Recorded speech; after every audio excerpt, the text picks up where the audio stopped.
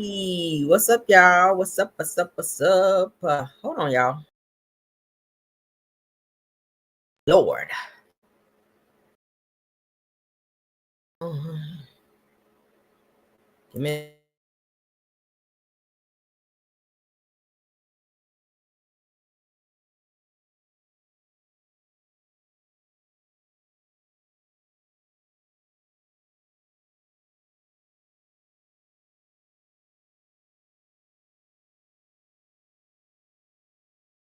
There we go. Some click, child. I had to fix it back.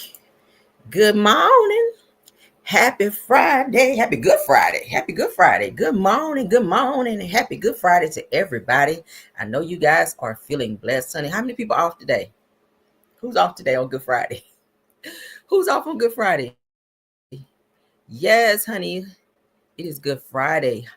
Yes, honey. The Friday before Easter, honey. Y'all know what that means. Somebody hair gonna get pressed today. I remember, y'all. I remember these weekends coming up, Lord, where mama used to wash that hair, take them braids down, because I used to wear braids a lot as a kid. But take the braids down, honey, and wash that hair and get that hot comb, baby, and be sitting at the stove like this right here, covering them ears, because you already know what it's gonna be when you get around those edges, baby. Ooh, Lord, honey, with that hot comb and that blue magic, Jesus. And you can hear it going like that right there. But baby, you know when she got when she got finished, baby, I told y'all how it be. Ooh, ooh, ooh, ooh, ooh. The hair be like that. You be like, yes, mama, yes. And then put your cute little Easter dress on. Child, you couldn't tell us nothing. The little lace socks, Lord. And then you get to school that Monday. You be like, girl. And mama let you wear your hair down because she done press your stuff out. You be like, ooh, girl. Ooh, that was everything. But good morning. Let's speak to everybody. Okay. Rose Armstead, my mod. I see you in the building. Erica Butler is here.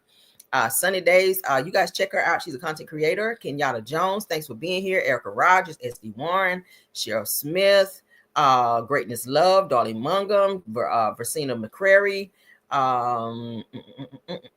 Audrey Williams, Miss Pruitt is here. Deboria Banks is here. Shirley Terry is here. Miss Giles is here. Good morning. Sylvia Blow is in the building. Denise Johnson is here. Lori Eden is here. Good morning. Reba 0616 is in the building. Good morning, Big State. Good morning. Good morning. Good morning, everybody. Let's keep going. April Pearson is here. Scorpion Miss, my other mod is in the building. Thanks for being here. Was it Ty Driver? I hope I ain't messed that up. Delilah T is here. Gail West is here. I'm about to say Caramel is here. Belle Wilson, my other mod, is in the building. Mashonda Jackson, AA Notary. I'll get on over there and contact her for your notary service. All right. Carol Sweets is in the building. Thanks for being here. I'm scrolling. I said Shirley Terry already. Connie Burns is here. Melinda is here. Shirley Terry is here. Marion's Favorites is here. Nikki B is here. Melody Curry is here. Lisa's World is here. Annie Lennon is here. Mocha's Cafe and Lounge. Good morning. Are you a content creator, Mocha? Let me know. Okay, let me know. That sounds like a content creator name, because I want to make sure I shout you guys out. Okay, let me write that. I feel like you're a content creator. Ooh. Okay. All right. Yes, honey. She said she's retired. I know that's right. Marion's Favorites. Let them know, honey. I'm ready to be retired too. Gail West is here. Diamond Eyes is here. Nikki B is here. What up, school boys? Says that I'll be running my booty out of here at 11 a.m. Hey, okay. Yes, get in them streets. Okay. Yes, honey. Precisely is in the building. Good morning. Bernadette is here. Good morning. Good morning. Tam C. Good morning. Good morning. Who else we got? Did I say Vicky B? Says, man, said I don't miss wearing them Easter dresses. Scuba, I need a picture of that. Okay, I'm sorry. Since you said it, I need a picture of you in this damn Easter dress. I need a picture of you in this Easter dress. Go ahead and DM it, okay? Because I'm gonna be waiting. I'm gonna be checking my DMs throughout the live, okay? Send that on over. I need to see that, okay? Who else? Kelly is here. Thanks for being here. Daisy Lewis is here. Betty Brockington is here. Woo Woo is here. Carla Johnson is here. Let me get this right. Tanyelin is here. McKinley. Did I get that right? Oh, girl, I try to use my vowels. Okay, I try to use my vowels and whatnot. So good morning. Good morning, Charlene. Good morning, Tam C. All right. I don't see schoolboy. I don't see it yet. Let me leave her alone. Ooh, child. Yes, honey. All right, hold on. Where? Lord. That ain't right. Something ain't right. Let's see. Something ain't right. Y'all give me a second. Oh, Lord, malfunctions on this Good Friday, Lord. All right, let's try it again. All right, there we go. Child. All right. It's a LOL. Let me see what schoolboy said. Ooh, child. Damn, where'd it go? Hold on. Say LOL, gotta find one where I had the fresh. Come on, Fresh Press. I know that's right. Okay. Say use them vowels, Caramel. Use my vowels, honey. Yes, I'm trying to use my vowels. All right, so let's get into the show, baby, because we got one. Everything said in the video is alleged, in my opinion, and is used for fair use and entertainment. All right, let's get into it, honey. We got some topics that we got to get through. I extended it just a little bit this morning, so I hope y'all don't mind. Let's go. Let's get all the craziness out the way. Lord, the world. Lord, there's so much going on in the world. We got to get into it, though. Lord. All right. Y'all see it coming up on the screen, child. Why is my eyes? Ugh, must be my mascara. I tried to put on a little mascara and be cute for y'all. Now my damn eye want to be running. I must got some in my eye. All right. So will I be covering? Diamond Eye says, will I be covering Kenya more confessionals tonight? I might. I don't know. If it's newsworthy, I might, child. Hey, I'm not above any type of news. This newsworthy that it's not going to be too triggering for YouTube. I'm trying to branch out and talk about other things as well. So if it's newsworthy, I may, because I know Kenya did say she was going to address some things, since other people had things that they had to say about the certain situation that she was going to speak to. So we'll see. I'll look at it, and if it's worth talking about it, I might entertain it, child. All right, so let's get into this news here, though. Shout out to Hollywood Unlocked. Update is Florida State University pow and suspect identified as 20-year-old student and son of a local sheriff's deputy. Let's get into the news portion of this. Is 20-year-old Phoenix Eichner. And he's a son of a Leon County Sheriff deputy. Our Deputy Eichner, has been with the Leon County Sheriff's Office for over 18 years.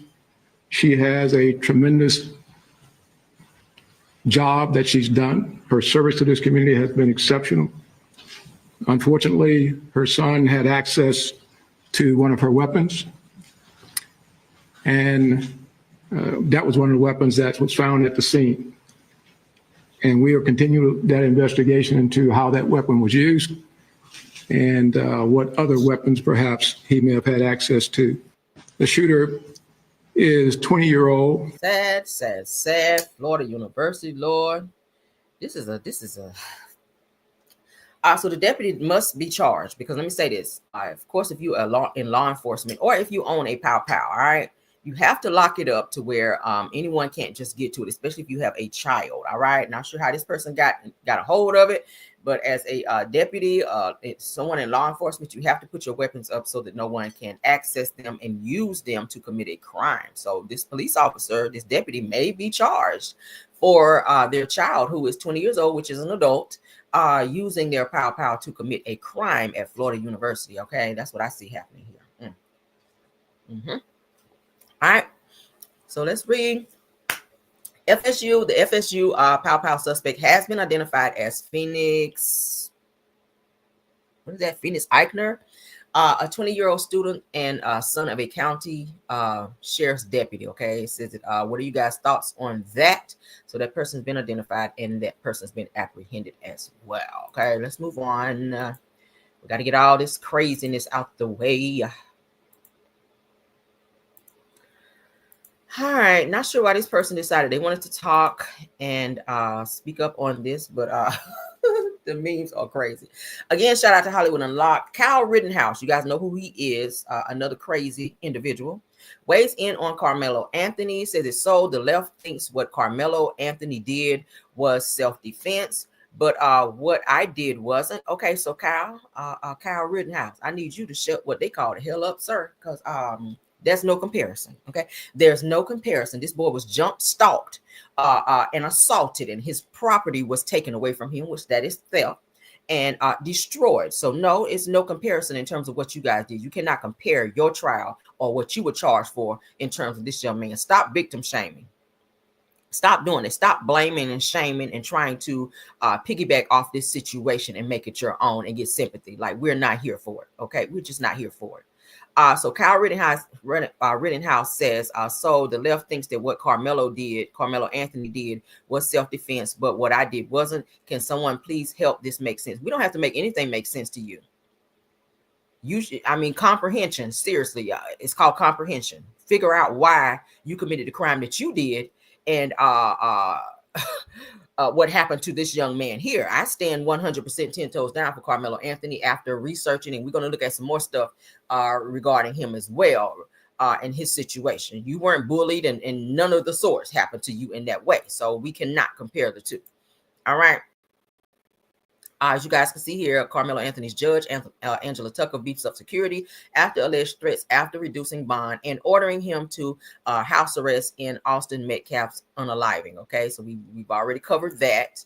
So I'm just going through all the slides. As you guys can see, Carmelo Anthony was released on house arrest after bond reduced from $1 million to $250K in a fatal Texas track meet stabbing, as we got to call it, of Austin Metcalf. All right, that is Austin Legal Defense Fund for Carmelo Anthony. Student accused of unaliving high school track star Austin Metcalf nears $300,000 goal, while funds for victim nears its own $300,000 goal. All right. So these are just updates. That is the boy, Austin Metcalf. Very, very, very big guy. He and his twin brother. Y'all know he has a twin. So the father of teen accused of fatally stabbing Texas high school football star says that son was not the aggressor. Victim's father forgives suspect. So that's why it pays to look at all of the evidence involved before you just go off and say that someone was not the aggressor. Your son was a typical parent who don't raise their children to keep their hands to themselves will automatically say that, yeah, my son was not the aggressor. Your son was absolutely aggressor. He was the aggressor when he walked up to him. He was the aggressor when they fought prior to the incident. We've already talked about this. He was the aggressor when he snatched his phone out of his hand and stomped it. We'll get ready to get into that too. Let's move on. Oh, I'm starting to get mad a little bit. I'm getting mad a little bit. Y'all know how it is when I get mad over here, girl. We ain't taking this shit laying down. No, we ain't. I'm going to stay on this case, baby. I'm staying on this case. One foot on the neck and the other one up the ass. That's how we're going to roll over here. All right, so Carmelo Anthony's mother tearfully addresses alleged threats and doxing over Austin Metcalf's unaliving. Said that Austin's father called disrespectful for showing up to the press conference, okay? So as you guys can see, we've already covered the mother yesterday and what she had to say. It was very heartbreaking, almost a tearjerker. She almost got me, y'all. And y'all know I'm thugged. I was like, I ain't got I'm a thug over here. I'm a thug. I don't want to cry. I want to cry on my show. But that kind of tugged in my heart a little bit because I'm a mother. And I totally sympathize with what she was feeling in that moment. But let's continue.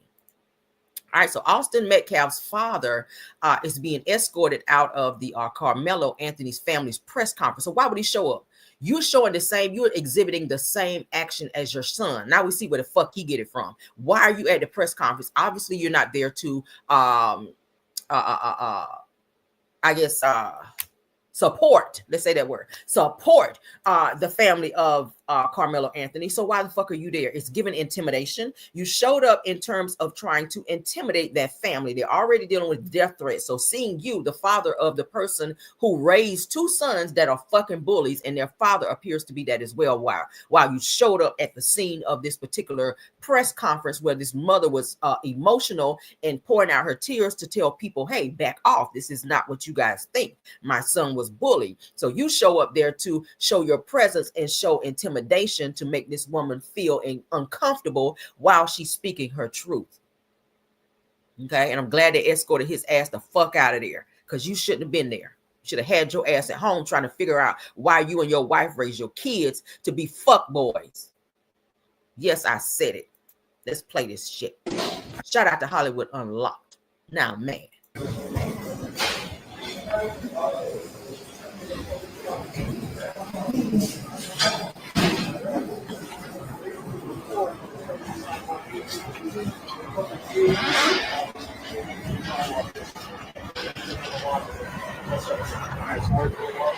What were you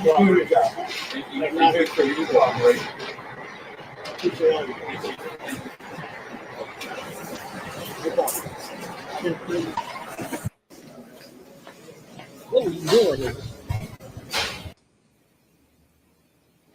The father being at this press conference. These are my words.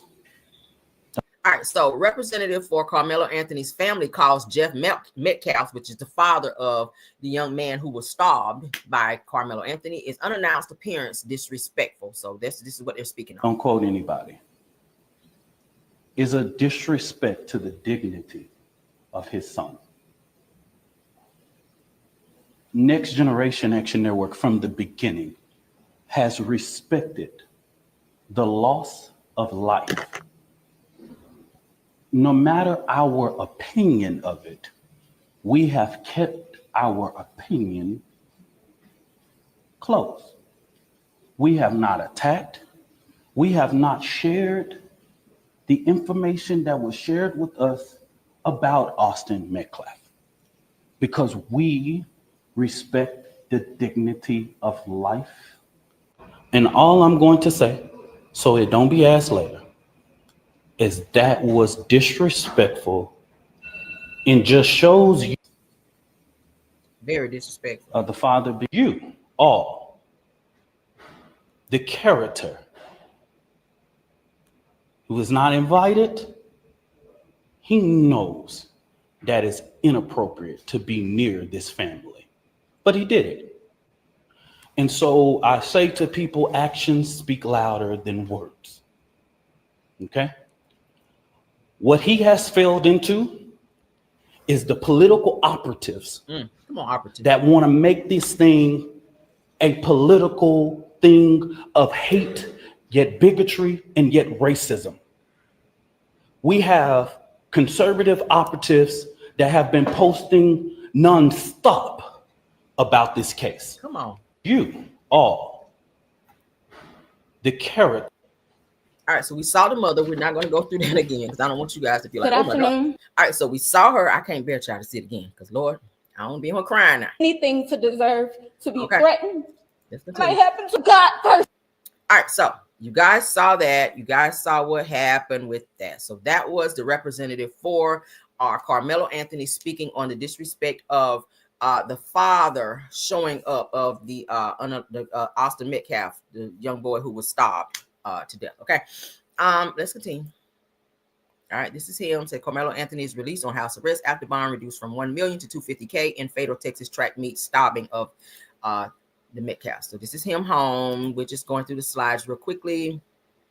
All right, this is just people giving their take on what they think. This is where the news people ran up on Carmelo Anthony, trying to get him to speak on why he did what he did. Did he feel like it was self-defense? And I'm happy that they had already prepped him prior to him coming outside to be confronted by the news and the press. They don't say anything, just keep walking, because they're going to take anything you say and twist it. I felt like that was an ambush. Okay, that's what it looked like to me. All right, so we're not going to read all of that because we don't care, but you guys can go over at your leisure over on Hollywood Unlocked. That's over there, and read up on that if you must. Okay. All right, so let's get into this particular video. y'all sending me DMs, and I can't look. Okay.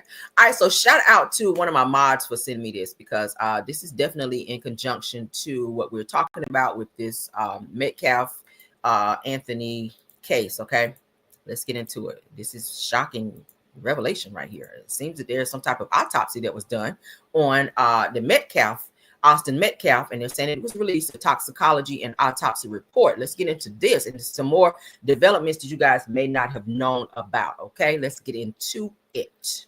This is wild. So I'm just now seeing this. This was sent to me, and let me know, you guys, what you think about this, because this is crazy. So I'm getting reports that there is a totally different side to this whole Carmelo Anthony and Austin Metcalf story, y'all. This is crazy. I'm not gonna lie. This had my jaw dropped.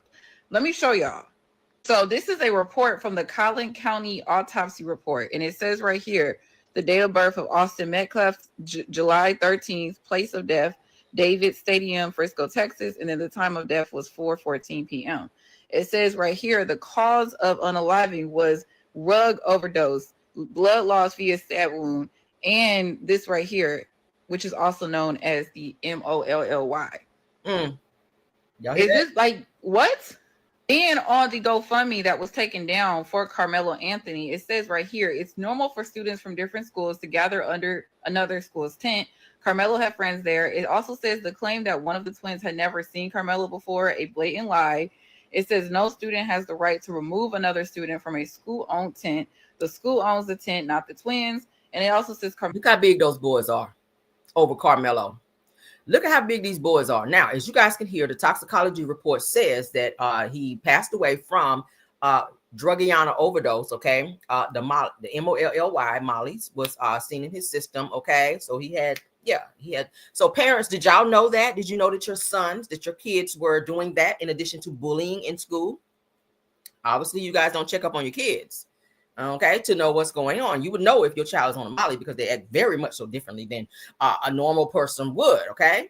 And not to say that anyone's child should be perfect, but don't be showing up to press conferences like you're trying to flex on somebody and make somebody feel uncomfortable when your own damn kids were out here bullying and out here on the Mollies acting wild, snatching people's phones and bullying folks. So let's continue. That's the toxicology report. Carmelo is a track athlete. The twins are not. He wasn't even expected to see them there. And it also says the twins didn't just ask him to leave. It says they tried to jump him. It also says that before attacking him, they tried to take his belongings, broke his phone, and stomped on it. And it says the twins are known bullies. It says, ask yourself, if two 200-plus pound attackers came at your child, what would you expect them to do? Whoa, y'all, this is wild. So 200 pounds, 200 or so pounds. Okay, those are big boys, very big boys. Carmelo, as you guys can see, is a very small. He's athletic as well, but when you have two boys that are 200 and something pounds each, that's a lot. And as you guys can hear where they said that the guys are known bullies.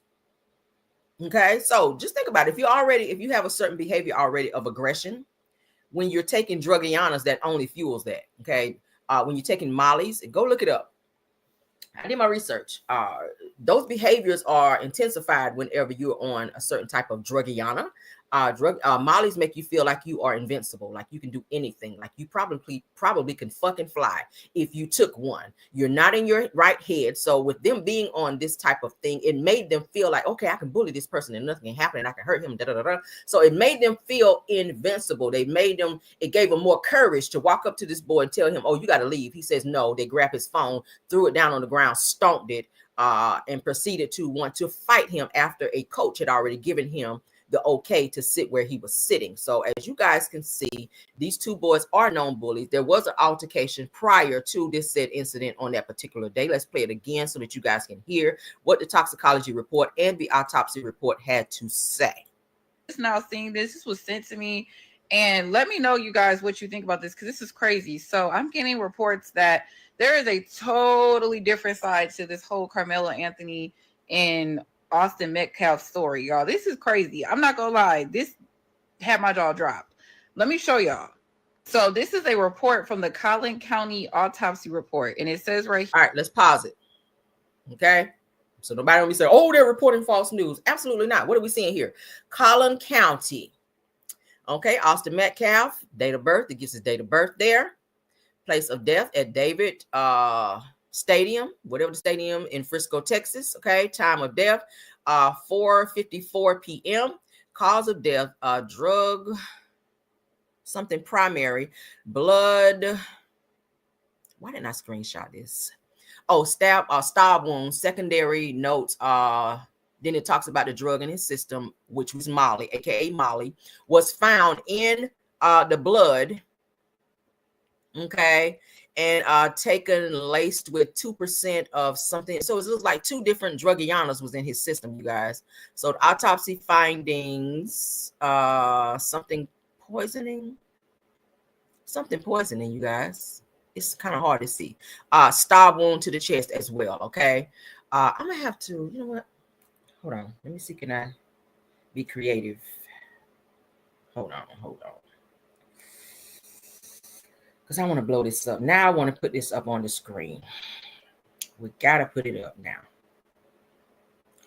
Let me figure out how I can trick. Because yeah, I'm gonna play it and then I'm gonna screenshot it and then I'm gonna be creative because now I want to see it. Hold on. Okay. Hold on.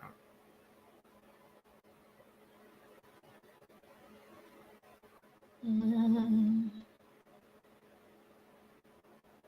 me 1 second because I want to be able to read this real good. Let me just go ahead and play. We'll play that Right while here. you guys are away. The date of birth of Austin Metcalf, July 13th. Place of death, David Stadium, Frisco, Texas. And then the time of death was 4:14 p.m.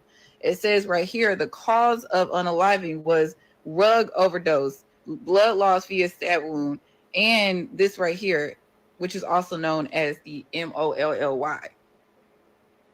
Is this like what? And on the GoFundMe that was taken down for Carmelo Anthony, it says right here, it's normal for students from different schools to gather under another school's tent. Carmelo had friends there. It also says the claim that one of the twins had never seen Carmelo before, a blatant lie. It says no student has the right to remove another student from a school-owned tent. The school owns the tent, not the twins. And it also says Carmelo is a track athlete. The twins are not. He wasn't even expected to see them there. And it also says the twins didn't just ask him to leave. It says they tried to jump him. It also says that before attacking him, they tried to take his belongings, broke his phone, and stomped on it. And it says the twins are known bullies. It says, ask yourself, if two 200-plus pound attackers came at your child, what would you expect them to do? Whoa, y'all, this is wild. So I'm just now seeing this. This was sent to me. All right, so I got a screenshot. And let me know. Let me upload it so we can pull it up on the screen and we can see it better. Because I want to read this in its entirety because, baby, this is some good tea right here, right? Yes, Lord. Yes, Lord, honey. Yes, Lord. Let's get that up. All right. Give me 1 second. Let's stop sharing. Let me get over to my email so I can pull it up and upload it. Let's get it. Let's get it. There you go. All right. So let's make it big. Okay. Glory. All right. Let's get back. That's what I like, honey. We're going to look at this thing. And we talking about it. Oh, no. We're going to look at this. Let's get this information. All right, coming up on the screen. Look at the Lord. Look at the Lord, girl. I said, we ain't gonna breeze by that, baby. We're gonna look at this thing. All right, so y'all see it, Collin County. Okay, as you guys can see, Office of the Medical Examiner. It gives the address. Okay, McKinney, Texas 75069. Gives the phone number, fax number. All right, so this is an official document. Austin Metcalf, which is the young man who was stabbed. All right, date of birth 7/13/2007. Place of death. All right, David Kunkindle Stadium, Frisco, Texas. Time of death 4:14 p.m. Cause of death. Let's get into that. Drugiana overdose primary, blood loss via stab wound secondary. Notes 3, 4 through aka Molly. All right, was found in blood of decrease at toxic amounts laced with 2% of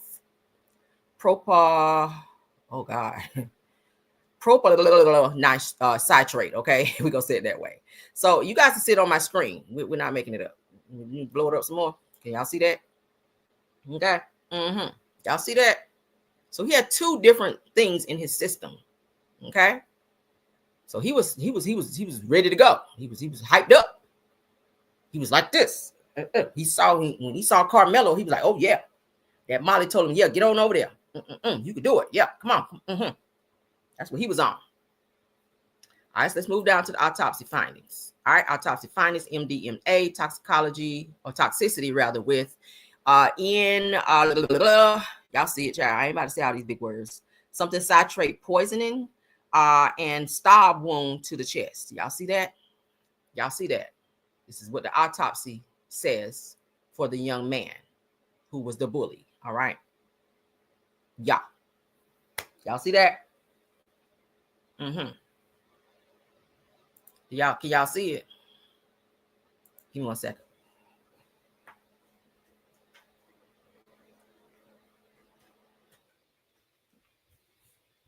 Yeah. Y'all see that? Let me get back to it. Yeah, let's make it real big. Yeah. So y'all see it there. Y'all see it there. He was so parents, I'm trying to figure out, did the parents know that your sons was involved in this? We see it right here, cause of death, honey. Drugiana overdose. So this might be a good look for Carmelo. This might be a good look for Carmelo. Because that was definitely self-defense. Okay. This young man was drugianaed up with two different things in his system when he approached Mr. Carmelo and proceeded to bully him, snatch his property, destroy his property. Okay, those are crimes as well. The other twin, I feel, should be also charged as well. He should be charged. They both acted in a way where charges should be pressed. Now, the other man obviously is not here, but his brother also acted in bullying, snatching a phone, and he was also put a one in the chat if you feel like the other twin should be charged. Yeah. He was out of his mind, baby. He had two things in his system. Two. So think about it. When a person's on drugiana, they're also a little bit stronger. It gives them a little bit more courage, but they're also stronger and they're also more aggressive. And that could be why they were so aggressive in terms of the bullying and the constant bullying towards this young man, because they were on these drugs. Because drugs, like I said, drugianas do make you feel, like I said, invincible. They make you stronger. And if they're in sports, I got to blame the school system, because did you guys make them take some type of test or something to make sure they weren't on something? That's another thing we got to look at. If they're playing sports, they're not allowed to be taking anything or have anything in the system. Really, they don't supposed to be smoking trees if you're playing sports. They don't allow that. But do I think the other twin should be charged? I absolutely do. Because he also committed a crime. He and his brother acted together in said crime. Unfortunately, his brother is no longer here. But at the end of the day, I feel like if one twin did it, the other did it as well. The drugianas, okay? The drugianas. So that's how I feel. Y'all see it here. Autopsy findings is right here. Okay? Yeah. Shout out to Bill Wilson, because she sent it to me. Let me give her credit on that. All right, let's stop sharing and let's move on. Y'all can put what y'all think. All right. Let's get to the next topic, child, because it's going to make me mad. The longer I talk about it, it's going to piss me off. And I'm trying to stay tunnel vision, okay? Oh, Lord, I ain't trying to mess up my Good Friday on this, Jesus. Let's move on, child. Let's move on. Prayers to the family. That's all I'm going to say. Prayers to the family, that they get a fair trial, that these things are taken into account. Because, of course, they're going to pull up the autopsy. They're going to also have to pull up everything else as related to this case. So hopefully those things will be taken into account when they make a decision on what they're going to do moving forward with if charges are going to be pressed, or if this young man will get off on self-defense. My prayer is he will get off on self-defense, because this is an ongoing situation that he's had with the two of them. Let's move on though. Mr. Luigi, y'all remember Mr. Luigi, child, the young man who unalived the healthcare worker, the CEO, Mr. Brian Thompson. They're saying has been indicted on federal charges of 2 counts of stalking. Do we need to stay on that word a while? If y'all follow me on Facebook, you already know. 2 charges of stalking, firearm offenses, and unaliving through the use of a firearm. All right. So he has been indicted. Let's get into what it's saying here, and we're going to hit this and quit it, child. All right. So Luigi, child, who is 26 years old, has been indicted on federal charges in connection with the December 4th, 2024 powwowing, unaliving of United Healthcare Group CEO Brian Thompson in Midtown Manhattan. The indictment includes 2 counts of stalking, okay, 1 count of unaliving with a firearm, and 1 firearm offense related to the use of a silencer, okay? So that sounds premeditated. Now, if convicted of unaliving with a firearm, Luigi child could face the death penalty, as Attorney General Pam Bondi has announced her intention to pursue capital punishment in this case. So if he gets that, it's going to be the unaliving. They're going to take him out.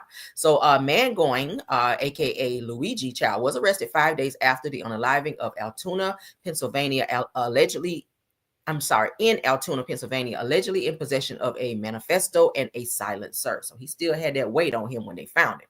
Now, the defense, led by Karen Friedman, plans to oppose the unaliving penalty, claiming the grand jury process was prejudiced by Bondi prior to the statements. All right, so to read up more on this, you guys can go to Spiritual Word, okay? Yes, y'all can go to Spiritual Word. So that is the update on Luigi. All right, moving on. Moving on. Y'all gotta leave a message because I'm live, baby, okay? Leave a message. I'll get back. All right, so let's get all this stuff out the way, child. Try to put it all together so we can. All right, so video of the 17-year-old boy accused of injuring 5 students during a Dallas mass powwowing surfaces, okay, claims that he had to do it. No, you didn't have to do it. All right, he said that I'd rather see me, he said that I'd rather y'all see me locked up than unalive. Something's really going on with him. I'm not sure where his family is, if they didn't get to him in time, baby, but he pretty much was on a mission here, it sounds like. So let's go ahead and play what he had to say. Fuck around, be seeing y'all. Last time talking to y'all, excuse my language, but I love y'all. I know I was wrong for what I did, but I didn't want to do it, but I had to do it. I'll be damned if one of us get buried again. I'm tired of us getting buried and nobody doing shit about it. My mama gone, my granny gone, everybody gone that I love. So I can't go. I can't go. I'd rather y'all see me like this, locked up, than y'all see me dead in the ground. And I know that's really what y'all, come on now. I know y'all don't want to see me dead. Come on now. What? Kill myself, but I know that's. Okay, so y'all hear that he's snapping off. We're going to stop it there for YouTube's sake. All right, again, fair use. Shout out to Neighborhood Talk on that. So let's keep going. As you guys can see, 17-year-old mass power suspect turns himself in. All right. Yeah, you good.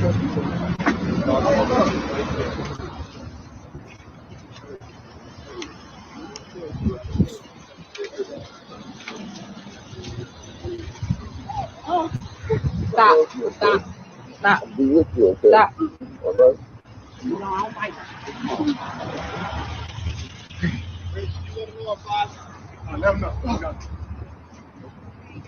Another youth going down the drain, Lord.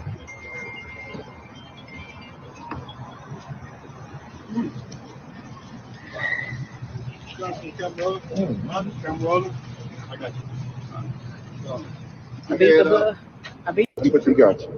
Morning, Carmen and Madison. We're just now learning the name of that suspected shooter, 17-year-old Tracy Haynes.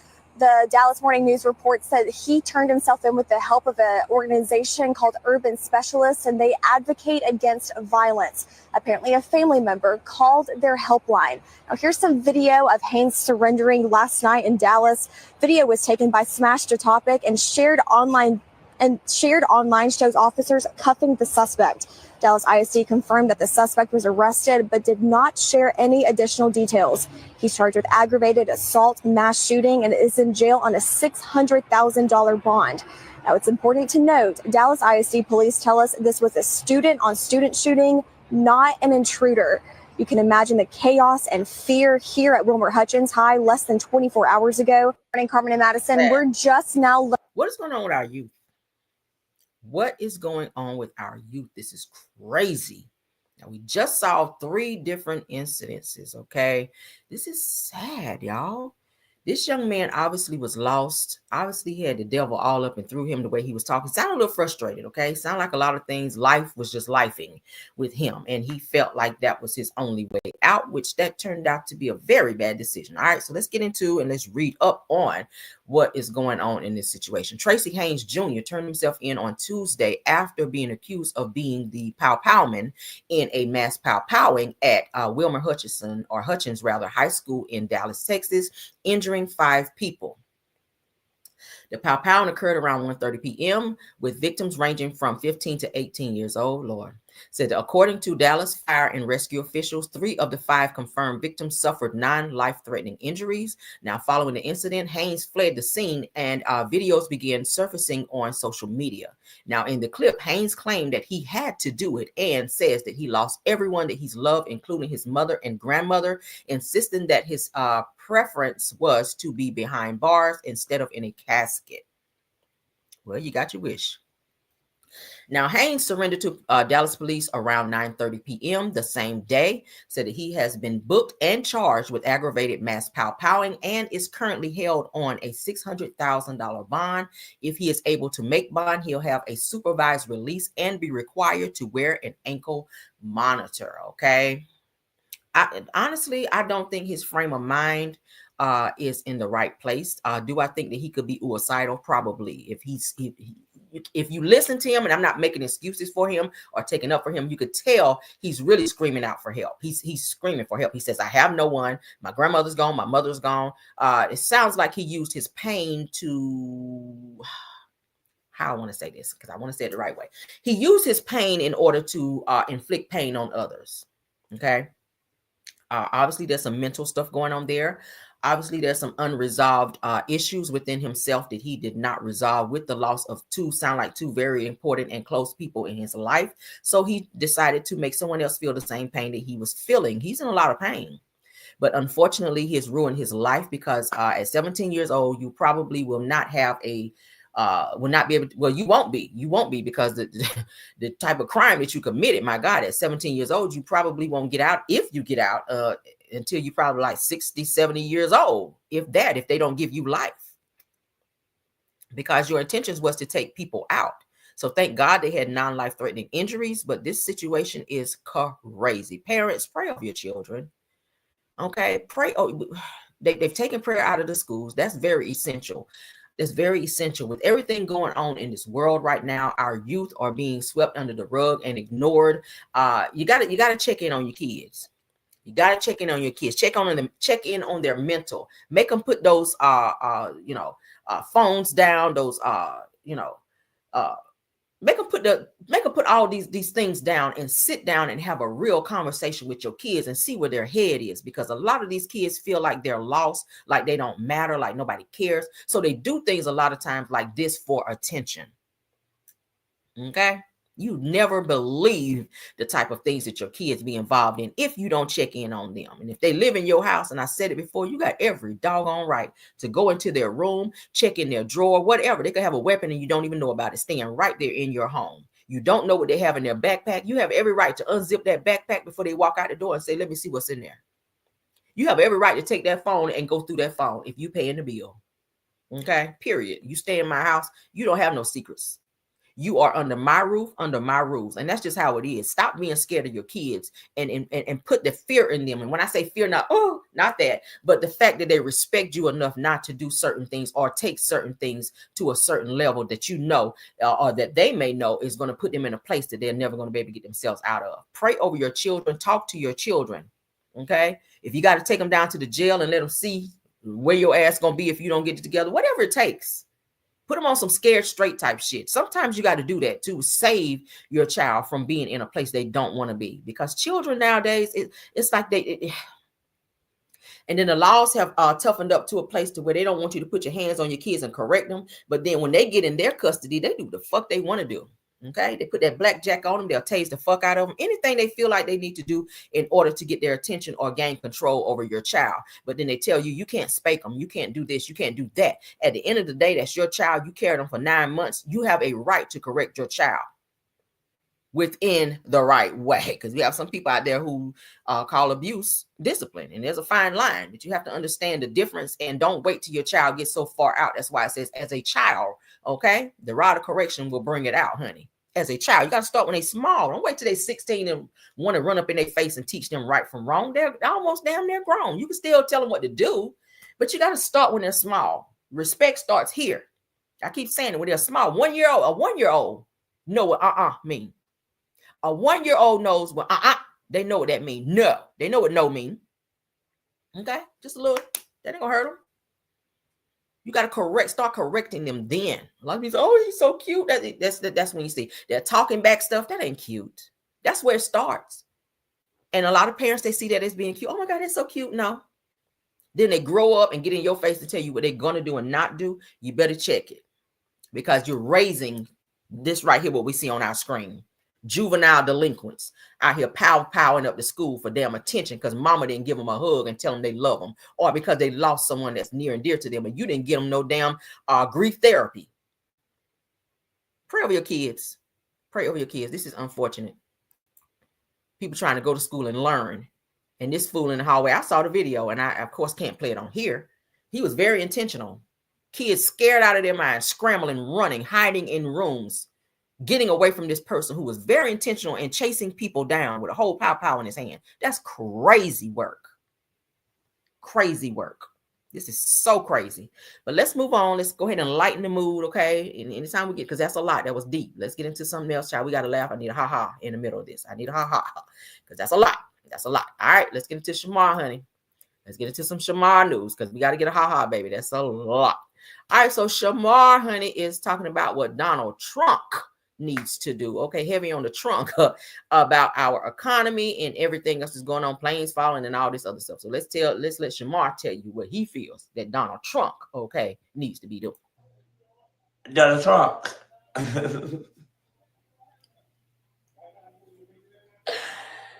Don't let this country go down. Donald Trump. Don't let them run over this country. Because a lot of people is on your side right now. A lot of us Black Americans is on your side. But guess what? Don't let this country go down. You need to start caring about people. All this that's going on with these laws and stuff like that, baby. Don't let the don't not let the Black American fucking burn the fuck down. Because it's already here. He is gone. It's already burning. Okay, it's already burning. It's burning the fuck. Donald Trump. It's the Trump for me, y'all. Don't let this country go down. Donald Trump. Don't let them run over this country. Who is them? Because a lot of people is on your side right now.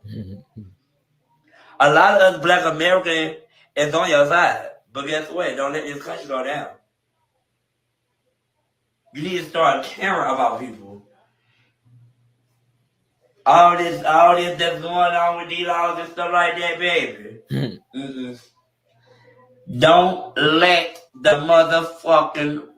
don't not let the Black American fucking burn the fuck down. Because it's already here. Oh, no. It's already burning. Okay, it's already burning. It's burning the fuck. Yeah, I don't think he knows what he's talking about. Somebody said, where's his caregiver? He got another video out there. Honey said that he is his caregiver. Okay. He said, me, Shamar, we is my caregiver. I'm like, who's we? You the same person. So why are you talking to first, second, and third person and talking about we? He is gone. So Donald Trump, I hope you heard what he had to say, honey. And we moving on. That's a message to Donald Trump out here, child. Ooh, child. All right, so let's get into this next topic. Lord have mercy, Jesus, child. I want him to get some help, baby. I was like, who he looking at, baby? Because one eye going one way, the other one is going another, baby. I don't know. All right, so a woman goes off on a little girl on a plane, you guys, after she allegedly stabbed her with a fork, y'all. Says that I don't know who kid this is, but y'all damn sure better get her. All right, child. These kids out here on too much. All right, let's get on.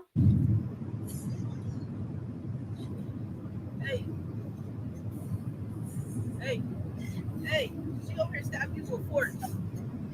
She just ran up and stabbed you with a fork. I'm looking out there. Got that shoe up. Get out of her. She ran up and hit you, stabbed you with a fork. Yes. I don't know whose kid that is. Why she out of her seat anyway? Smack the shit out of her. Yeah, you better go get her. I'm about to smack the shit out of this damn shoe now. walking around with a fork, just like on her Jason bullshit. Hey, she over here stabbed me with a fork. She just ran up and stabbed me with a fork. I almost stopped her. I'm gonna fuck her up. She ran up and hit me and stabbed me with a fork. Yes. I don't know whose kid that is. Did I get her? Smack the shit out of her. That would totally be me on the plane. Like, bitch, I'm trying to take a nap. Come over here, damn, starving me with no damn fork while I'm trying to sit over here. Girl, okay? Whoever the parent is obviously ain't doing a damn thing with their child, because the child should be in a damn seat with the seat belt on. She's just roaming around the plane on her Jason bullshit. On this mess. Girl, sit your ass down, badass. Little badass on the plane. All right, let's move on, child. Yeah, all right, you better come get them. All right. She said, I'm going to fuck her up here in a minute now. That's how you got to be with these little kids, honey. She had that shoe up ready to tear her ass up, too. White people, please discipline y'all kids. Oh, my God, they be so bad. Black kids, too. Black kids be bad as fuck, too. They really do. They really do. All right, so let's move on. Hollywood Unlocked. Thank y'all for this next topic. Terrence Howard, honey, promises to expose Hollywood, child, the studios, agencies, and executives on a new podcast. Lord, let me point my hand towards you, because when folks start doing that in Hollywood, exposing people, they don't be here no more. So Terrence Howard, you too fine for this, all right? You're a nice looking man. Diddy already tried to take you down like Chris Brown. Now you out here about to expose folk, and usually when folk do that in Hollywood, they don't be here no more, okay? When they start getting to talking and telling the inside Hollywood secrets, Lord, I'm scared for you. He said it'll be every studio nightmare and every actor's wet dream, child. Oh, Lord. I'm scared for you. Y'all, child, y'all pray for Terrence Howard, baby, because he crashing out, child. He is crashing out. And y'all remember the situation with him and Diddy. Says, oh, my God, Terrence Howard believes that Diddy tried to, child. F him, girl. Said that I don't play no GAY role. Says that I don't do that ish. You better let him know, all right? But when you give up your manhood, child, I've never seen somebody recover from it. That was all the people that went to the puffy parties. That was all the people that did all those things thinking that there was never going to be a consequence for what they were doing. Get punked out and pimped out by some greater desire. You shouldn't have a greater desire than being a man. So I believe that's a big problem with a lot of the actors out there, because they get fluid. And next thing you know, once you go fluid, it's gone. You don't have any foundation to pull yourself back from. So maintain your man card, no matter what. Man, I mean, one of the things you're seeing, you went to a whole different place. Sorry. No, I get it. So you see some guys struggling with it. You see people up your man card. You need therapy. And that's the thing that hurts them the most. And so they end up on drugs, end up every way to try and get rid of any principles there are. And that's what the business does. And the women that trade their bodies to go and get the role, they get to the point where they have their Oscar, they have their money, but they don't have their dream. They don't have the soul that they started with. So it's like achieving don't mean anything. If I get all the Nobel Prizes from doing all of this, but in the process, I have to trade out all of my integrity to do it so that they can stay in place, what benefit is that if I lose my integrity? You got to go in as a principal. And what we were brought in here as men. We produce 1,500 sperm per heartbeat for a reason, because the aggression is necessary. You don't trade that in, no matter what. He talking right. I ain't going to hold you. You better say that, okay? You better say that. Did you ever have the opportunity where you got invited and you said no to it? Hell yeah. Up your man card. What was the consequences when you said no? Puffy invited me for weeks, asking me to come and teach him how to, wanted me to be his acting coach for a while. Go there and he's sitting around just looking. I'm like, okay, what's the material you want to work on? He's just looking at me. Then next thing you know, okay, hey, will you help me? I want to hear your music. So I come over there and I play the music, and he's sitting there just looking at me, like waiting. Okay. So then my assistant was like, he wants to hang out with you next week. And I was like, for what? He's like, I think he's trying to fuck you. That's what my assistant said. And I was like, oh, okay. Wow. Now I get it. So now no more communication. There you go. Now you know to be hands off with somebody. A number of producers come in and make the approach, and you threaten to punch them in the mouth, or threaten to knock their head off for talking to you or looking at you like you're a woman. When you approach a real man about his masculinity, What was the consequences when you said no? Puffy is a real reaction back. It's a difference when a guy walks in a room and when a man walks into a room. And a man don't take the same things that a guy will accept. Period. So always be the man in the room. And that's always been my whole thing. And have lost businesses because I don't bend over in that way. I don't compromise. I don't play gay roles. I don't kiss a man. I don't do that shit because the man card means everything. Come on. A real reaction back. So he said, I'm not about to compromise who I am and my beliefs in order to get no fucking Oscar. Forget that. Now, they said that this wasn't the first time that Howard's been vocal about the industry. Now, they said in October of 2020, he sued 20th Century Fox over his Hustle and Flow film image used on the hit TV show Empire. Then in December of 2023, he sued his talent agency, CAA, over the salary he made over the same hit TV show. Now, in November of 2023, he also commented on the low pay he received from Hustle and Flow, claiming that he only got $12,000 and was still owed about 20 years worth of residuals. Now Howard tells TMZ that he's been recording a new podcast and plans to expose Hollywood to the public. Now, Howard says that he promises to draw back the curtains on the entertainment industry and offer every studio's nightmare and every actor's wet dream. I hope that don't cost him his life, because y'all know how it is, child, when folks get to talking about stuff. All right, so the veteran actor says that on his podcast that will soon be released to the public, that he will expose powerful Hollywood executives and figures behind the scenes. Specifically, he plans to address his ongoing legal battle with his talent agency, CAA, and how they allegedly asked him to take a lower salary on Empire.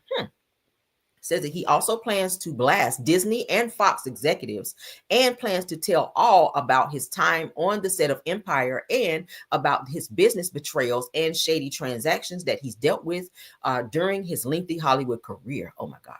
It says that Howard also promises to be as vocal as he was on the PBE podcast. It says, however, he does not plan to drag celebrities on his show, but rather focus on speaking the truth to power. Says, although he believes everyone else in Hollywood is afraid of the power that be, studio executives, powerful agents, etc., he remains fearless because he has nothing to lose but your life. I mean, shit. You have some of these executives, child, like, oh Lord, Clive Davis and them, child. You know, they got a little reach out there, as they call it. They got a reach, and they got some little thug ass, you know, street niggas that be glad to go and do some shit for a little coin. So be careful. This is a good thing, but it could be a dangerous thing. Okay, I'm all for a person speaking up and speaking their truth, but it can also be very dangerous when you start naming names in the industry of people behind the veil. When you rip that veil down and you expose certain people, they don't like that because they have a little reach. If you know what I mean, I'm saying it in that way. It's the reach for me, okay? So you got to be careful. I applaud him for finally speaking out and exposing who he feels he needs to expose. But, oh, Lord, this could be dangerous, all right? So you want to try me? Oh, girl, I don't know, child. I don't know. All right, let's move on. Y'all can put in there what y'all feel. All right, so let's get on to the next topic, Lord. This is a very unfortunate situation, all right? Imagine trying to bury your loved one, and this happens, all right? Shout out to It's On Site. Now, family holds a funeral and cremates a woman, believing that she was their loved one, only to discover that she is still alive. Let's get into it, child. It's a wild, emotional roller coaster. Shanita Hopkins is trying to make sense of a very unusual situation. In 2021, the family issued a missing persons report for her sister, Shanice Cruz, after she had cut off all communication and seemingly disappeared. Then in April of last year, police informed the family Shanice had been found dead in an empty lot off of Hudson Avenue near Nash Street. The autopsy report showed it was an overdose with high levels of cocaine in the system, not typically what Shanice was involved with. Reading the autopsy was traumatic. It's one thing to hear it, you know what I'm saying? But then it's another thing to actually read it. And then her name is attached to it. So we thinking this is how she died. Shanita tells me no one was allowed to view the body because it was so badly decomposed, also prompting a swift cremation. The family held a memorial service and funeral last summer. Then in November, Shanita received a shocking message from a person she did not know from Detroit. The first message is, ma'am, with the picture of my sister, ma'am, I'm concerned. Your sister is not dead. She just volunteered at my event today. And this was just a random message. Just a random message. Oh my God. Immediately attempting to get to the bottom of what was going on, Shanita connected with the medical examiner's office where they assured her dental records were a match. She was not convinced, and an investigation got underway. We went the next day. They wanted my youngest sister because her and Shanice has the same mom and dad, and then they wanted her son. So both of them went and they did a DNA test. And when the results came back, they said it wasn't a match. So this confirming it was not Shanice Cruz. The weight of all that happened continuing to cause emotional distress to the family. It's a wild, emotional roller coaster. Shanita Hopkins is trying to make sense of a very unusual situation. That is crazy. Somebody's ass would be fucking sued. Do you hear me? It's already a traumatic experience to find out that a loved one passed away and how they passed away. And she's saying that, hey, I never would have thought that this would have happened to this person. And then the fact that you can't view that person's body because it's so badly decomposed, and you're told to go ahead and proceed with having a cremation and a service for said loved one, only to find out that said loved one is not the person that passed away. So you guys already know how much it costs to cremate a person. That could be expensive. If you're on a fixed income and you've not saved for that, then that could be a little, inconvenient for a said person. All right, but a family in New York is reliving a tragedy after mourning the death of a loved one, only to later learn that the family member is still alive. So Shanita Hopkins is a resident of Rochester and sister of a woman believed to be deceased. Shared the full story with WROC, said that she explained that her sister, Shanice Cruz, had been reported missing in July of 2021 when she stopped communicating and left her 2 children behind. That's sad. Now, in April of 2024, local authorities informed the family that she had passed away in February of that year, in an abandoned lot due to a drugiana overdose, with the autopsy revealing significant amounts of cocaine in her system. All right. Now, Hopkins was shocked and began to question whether her sister had drugiana or been drugiana, child, because she did not know her to use the drugianas. Now, did somebody lace her is what the woman was asking. Said that due to the severe decomposition of the body, it was cremated right away. Sound like she was set up somewhere. Now, said that a funeral and memorial service was held in May of 2024. The ashes were even mixed with those of their mother to cremate the keepsake necklaces. Oh, wow. Now, however, they later discovered that those ashes belonged to a stranger, and the woman they believed to be deceased might be alive. Now, months later, Hopkins received a message from a stranger in Detroit who claimed that her sister was still alive. Says that, ma'am, I'm concerned your sister is not unalive. The message said, followed by a photo of a woman who Hopkins said is her sibling. Says that she just volunteered at my event today, according to the message. Says what the F? Hopkins responded. All right, my Lord, that's crazy. Now, Hopkins reached out to the Monroe County medical examiner's office, presenting them with the photos and messages she had received. Said that she stated that they maintained the dental records confirmed a match. Additional DNA tests were conducted on family members that came out not to be a match, indicating that the remains did not belong to Shanice. Now, it goes on to say that she believed that they couldn't find out who this was and that they wanted to close a missing persons case. My God, that's a lot to have to deal with. Anybody ever dealt with something like that? Baby, I'd have been like, I don't give a hot damn if the body is decomposing. I want to recognize my loved one. Okay, I don't give a damn. Y'all done did dental records and all this other stuff, and came back and told his family that this was indeed their loved one, and only to find after you done mixed the ashes too with, I think, a big mama or grandma or whoever, and only to find out that that's not the person, and that the person that they were alleging to be unalive was just volunteering at an event somewhere else. I would sue the fuck out of somebody. Do y'all hear me? Somebody dropped the ball. I'm talking about DNA and oh my God. Oh my God. Yes, I would definitely be suing in this situation right here. All right. Whoever cremated this person, gave me the information, all that shit. I would be suing, and damn suing. But yeah, that's what had happened. This is crazy, right? Let's move on. Lord have mercy. All right. What the likes looking like? Mars, can you give me an update on the likes? Let's see what we got. Okay, because I know we have people who sit in the bushes and they're getting all this good tea and this good show over here, child. And they don't want to hit the like buttons. Hit the like button. Give me an update right quick. Let's see, do we need a jam session before we proceed? All right, because we get ready to get into some real good tea up over here. All right, and yeah. Somebody said we need a jam session. 239 likes and 4. Yeah, we need a little jam session. Let's get a jam session, Lord. So we can get them likes up. Let's get the likes up. All right, boom. Yes, honey, we need a jam session. Let's get it. Let's get them likes up, honey. I don't mind you sitting in the bushes, but hit that like, baby. Hit that like. Got 500 sitting in here watching. It's like the head count is going up, but the like count is not going up. Hey, come on.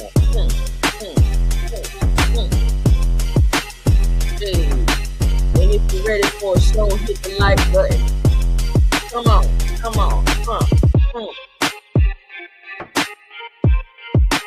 I'll wait on y'all. Let's get the like up. Hey. Working with your coffee. Hey. Y'all 8-time stomp right on over there to that like button. Let's get it. We can see you with our show, honey. We can see you with our show.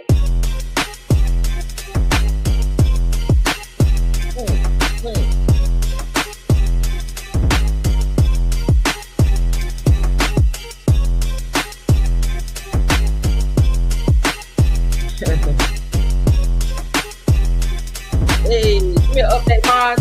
What we looking like? Give me an update. Hey. Get update. Get an update. Get an update. Can we get an update? Okay, 276. We can do more because it's 500 watching. Let's get it up to 300 and we can proceed. We'll give you what you need. Come on. We're almost there. We're at what, 284? Come on. More likes, let's go. Hey, y'all popping the fans. Hey.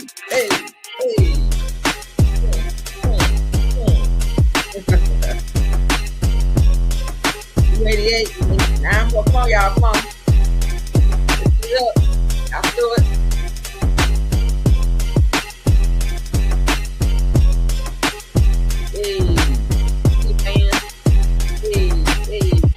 Where them fans at?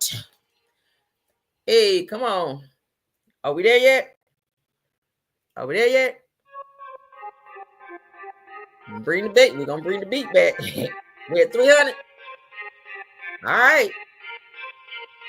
Hey.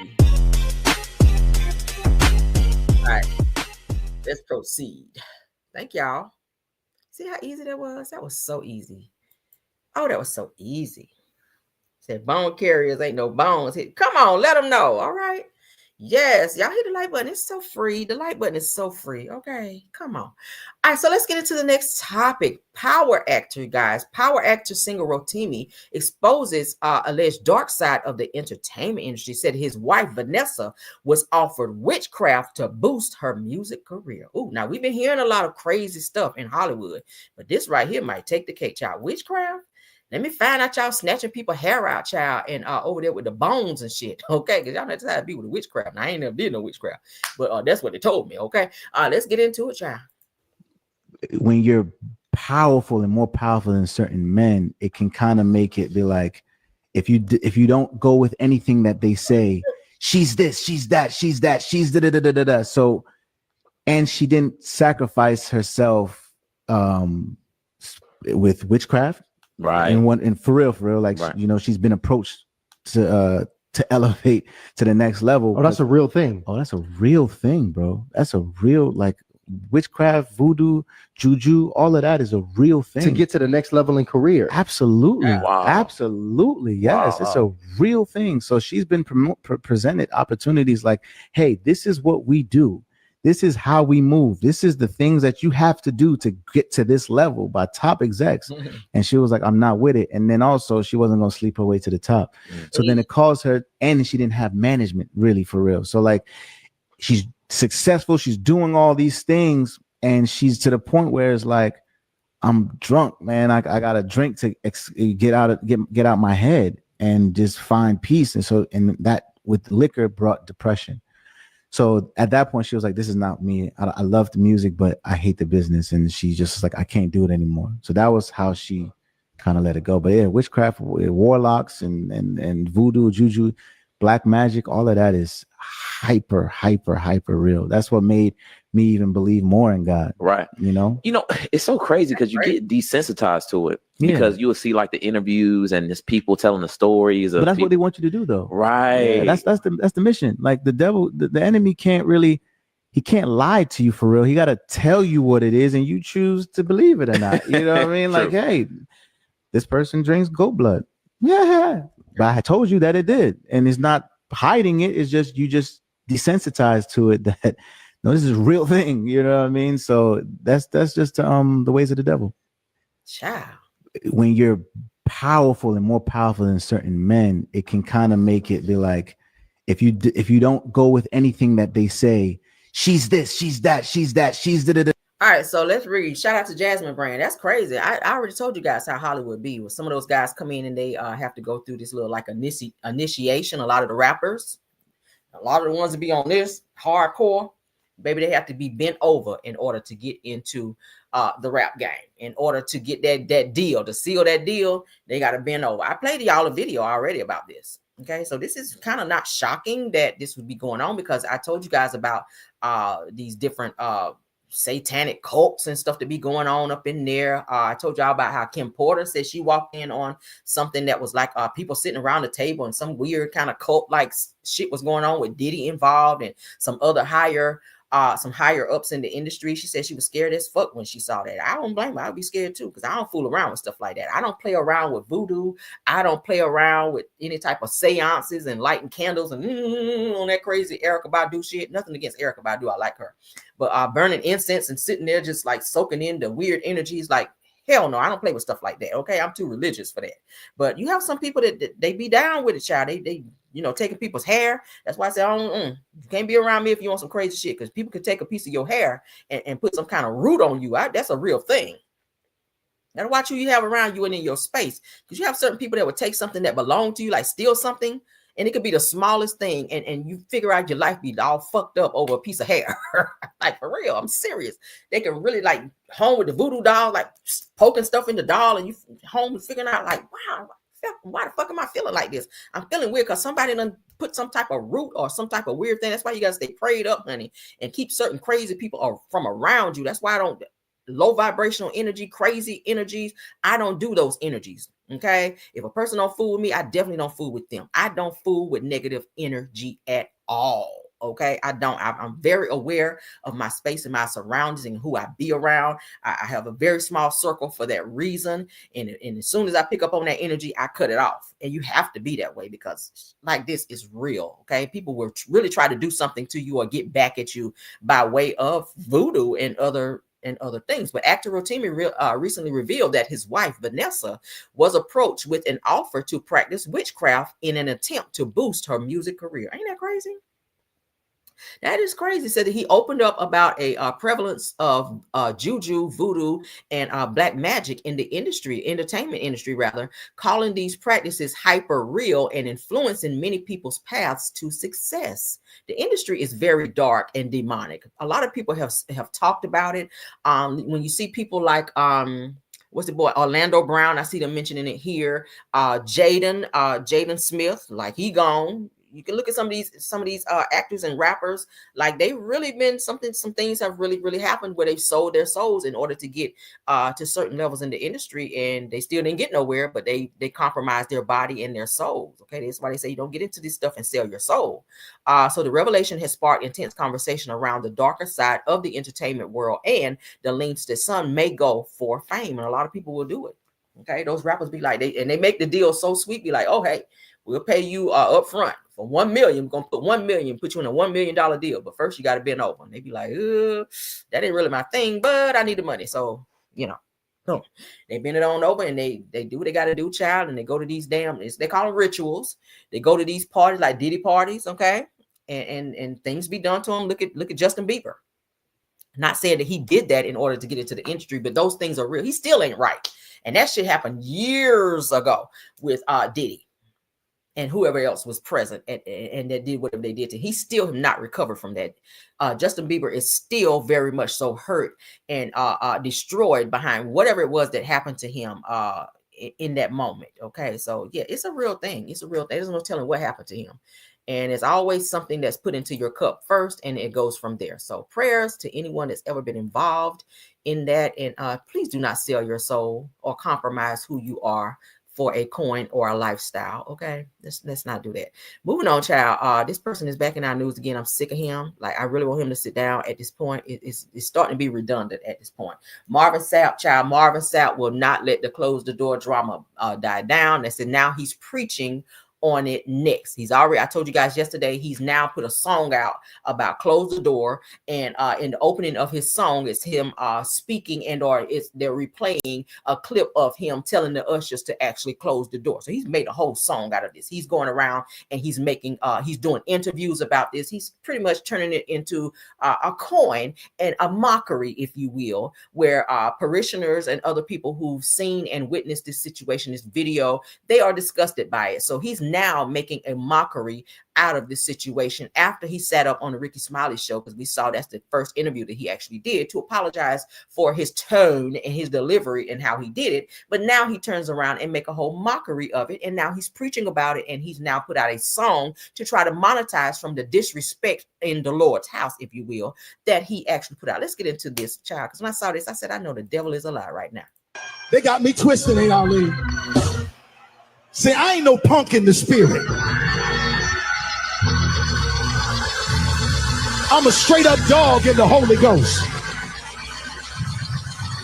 Tell y'all now, y'all pastors preaching close the door next Sunday.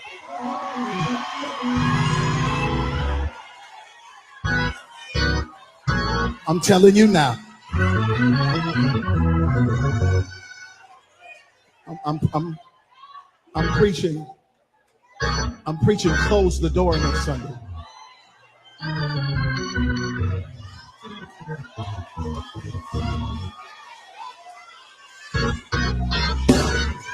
I can't get no help in here.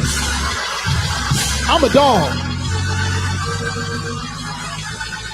And I done preached that around here too, didn't I? What my dogs at?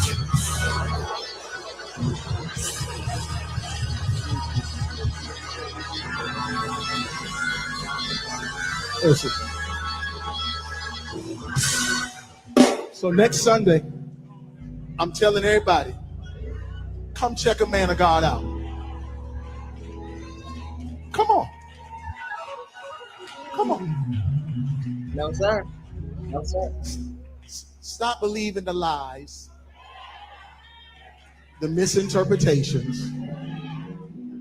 I'm a bad man if I can hold somebody hostage, 5,000 people with a microphone. I'm bad.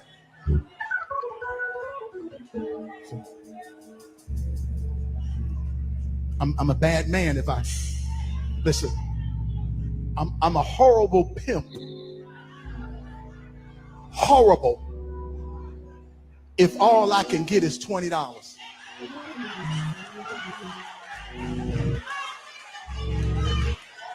Horrible pimp. I need to change professions. I was being obedient to the presiding bishop.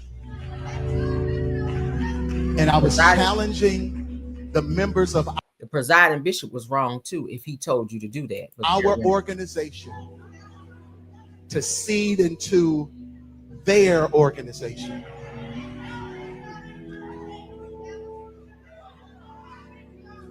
I don't trip on how the world does their systems. Here, when you seed, and it didn't even happen here, happened someplace else. And I ain't even going into it. But show up next Sunday.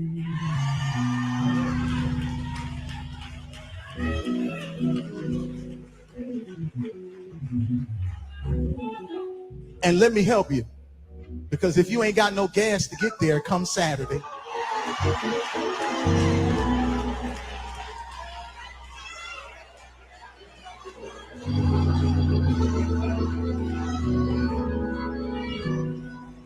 and I'll give you some gas so that you can come and be with us on Sunday morning. I need bring them all. I want you to show up. Come to church. It says in all I get and get understanding. But if you don't get an understanding, I can't be mad with you because you don't understand. But what I am going to do is, and we did it this past Tuesday, we're going to pray for people. Some of y'all been in the street fighting for the last 2 weeks. All in Iraq, Ladon, just in Iraq, Ladon, for the last 2 weeks, just fighting. You ain't got to do that. If I don't teach you all anything, as your pastor, I want to teach you all how to do what the Bible says do. Well, why you ain't doing it? This is why a lot of people steer away from going to church because of stuff like this. If I go to church, I want to hear what's in the Bible. I don't want to hear what's going on in the streets. Now, granted, you kind of tie that into the Bible in terms of giving examples of biblical terms and whatnot. But I want to hear from the good old KJV. That's the King James Version, baby. You ain't got to tell me all that other stuff. I know street. I don't need to hear nothing about the street. I need to hear from the KJV, King James Version, baby. All right. I keep telling you, I'm a church girl. I grew up in church. I know how all this works. Okay. Church girls probably all the worst. I got a little attitude or two, but I know the good book. I read, I pray. You probably can't tell because I will go off on somebody. But this is why a lot of people stop going to church, because of this. You're making a mockery of the body of Christ. You are. Clearly, this is what this is. And it irritates my soul when I go to church and I see things like this. Nigga shit is what they call it. We're going to break it down, baby. It irritates my soul because so many people will sit up and amen some foolery like this right here, as if you don't know right from wrong. A lot of us been going to church since we were children, and you don't even got to really know the Bible that well, but common sense is something that everyone has been blessed with. You should. You should have. Be able to decipher right from wrong, be able to know when somebody is BSing you and making you believe in something for their monetary gain, because that's all it is. He's trying to make this situation make sense so that he can monetize from it. You've turned around and made a song about closing the door. Obviously, you were able to keep people there because they listen to and fall on your every word. Anything you say to them, whether right or wrong, and y'all hear the music behind it, that's a distraction. I'm Church of God in Christ. That music behind the pastor preaching a lot of time is a distraction from you hearing what actually needs to be heard in the word. That's all it is. It's just to juice up that word a little bit, because people, it's common for us to get excited when you hear music. Think about it. It's exciting. When you hear music, you're like, oh, okay. You're not really hearing the words. A lot of people, when they hear music, when a song come on the radio, a lot of times you're more so into the music, you don't even listen to the words. That's what I said about the song SZA. A lot of her music, if you really listen to it, you'd be like, oh my God. I'm sitting here in the car like, oh yeah, I like that song. Didn't even listen to the words. This is what's going on in church. A lot of people are being led astray because of the music outweighing the word, and you don't listen to it, and you so quick to say amen, and you ain't even heard what the person said yet. It's so sad. And that's what's going on right here. Amen, amen. Clearly what you did was wrong, because why did you apologize for it? Only to get back in that same pulpit and regurgitate the same BS that you apologized for. And people are sitting back, still giving their money, still sitting up under his ministry, still being led astray, still sitting here looking stupid up under this individual. The same person, mind you, and I said it before and I'll say it again, the same person, soon as his wife passed away, was seen out with basketball wives, castmate Amani Showalter. And when I say right after his wife passed away, right after, which led me to believe, because his wife was bedridden prior to her death. She passed away from cancer, so she was bedridden. So were you seeing Amani prior to your wife's passing? Because that was very quick of you to come out in public with this individual, but you were still up preaching. And my thing is this: if you are of the cloth, a man of the cloth, as they call them, You still have to go by rules and regulations of the Bible, as they call it, the word in church as well. So why are you preaching to people, don't do this, don't be, laid up in the bed with other people? No. I'm pretty sure you slept with a Monty Showalter. I'm pretty sure you did. I'm pretty sure your relationship went far beyond that, okay? Because sex before marriage is a sin, biblically. But people like to try to juice it up and make it fit what they want it to be when they're in certain positions in the church. And we see that all the time. I don't have anything for Marvin Sapp. I don't want to hear anything from Marvin Sapp. I don't want to hear your music anymore. I don't want to hear your ministry anymore. I feel like you are very arrogant and you try to use the Bible to co-sign your arrogance. And I feel like you need to be sat the fuck down. That's what I think. And a lot of pastors who be in this same mindset need to be sat down as well. I really believe that. I don't have anything else for Marvin Sapp, okay? Close the door. Absolutely close the door. And I have closed the door on you, your music, your ministry, and everything that your gown that you got on, everything about you. That fucked up haircut that you're wearing in this moment, okay? All of that. I've closed the door on all of that, including you, your church, any parishioners that follow him. I've closed the door on all of you. Because it's giving Stockholm syndrome. You sit up under a person long enough in their teachings, you start to think just like them. Period. Under the sound of his voice, every one of y'all got Stockholm syndrome sitting up under Marvin Sapp and his BS. Let's move on. I ain't got to move for him, child. That's why people stop going to church, because of him. People like him. People like him and sit up and amen that mess. Y'all need a rude awakening, child. Read the Bible for yourself and understand and learn for yourself, so you don't be just sitting up there amen and everything somebody say and ain't heard nothing that they said. Just looking stupid. A bunch of coons. Church coons. That's what we call them. Church coons. Church coons. That's what it is. Let's move on, child. Tyrese, child. Cryreese, aka Cryreese is what I call him, child. Cryreese Gibson, child. His ex is claiming that he still owes over $111K in back child support. All right, said that he has only paid the full monthly amounts 3 times, so he's still behind, and he's still asking the courts to lower his child support. Meanwhile, he is going to Dubai. He's spending money on his new girlfriend. He is doing everything else that he's not supposed to do except pay this damn child support. He really think the courts is playing with him. They already locked him up one time. All right, so he's in trouble again. So he's trying to petition the courts to lower his child support, and he's still fighting his ex-wife, but the ex-wife is staying on his ass. And now it's giving that he is behind $111,000 in unpaid child support. He might be going back to jail. All right. He was trying to get Ben Crump and everybody else to come down to the courthouse steps and march and speak up for him. I said, no, sir. Sir, no, sir. You have got to pay child support like everybody else. You are in Marvel movies. You are putting out albums and writing songs for other people. The money is there. You just don't want to give it to her because you're bitter. You are bitter, and you running out here, and everybody that you meet, you want to have a baby over here and a baby over there. You got how many baby mamas? I think it's 2 to be exact, maybe 3. I'm not sure. But bottom line, wherever you lay, baby, you got to get up and pay. That's just what it is. I'm going to say it again. Wherever you lay, get your ass up and go down there and pay. And at the end of the day, that was your ex-wife. You had a baby with her, and whatever lifestyle that baby had when the baby was staying with you is what the baby deserves still. If you riding around in a Rolls Royce, come up off that Rolls Royce money and give some to that baby. Okay, baby should be in private school. Baby should still have that same lifestyle. Girlfriend should not be living better than your child. We'll put a period there. We'll put a period there. Girlfriend should not be living better than your child or children. I'm sorry. Children come first. So let's get into what it says. Cryreese Gibson is once again facing accusations from his ex-wife, Samantha Gibson, this time for allegedly owing $111,000 in unpaid child support. All right. Now, according to court documents obtained by In Touch, shout out to the Jasmine brand for this as well.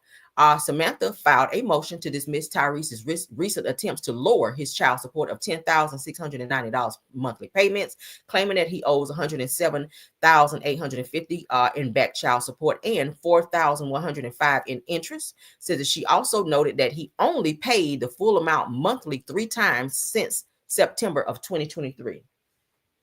Ass about to go right back to jail for contempt.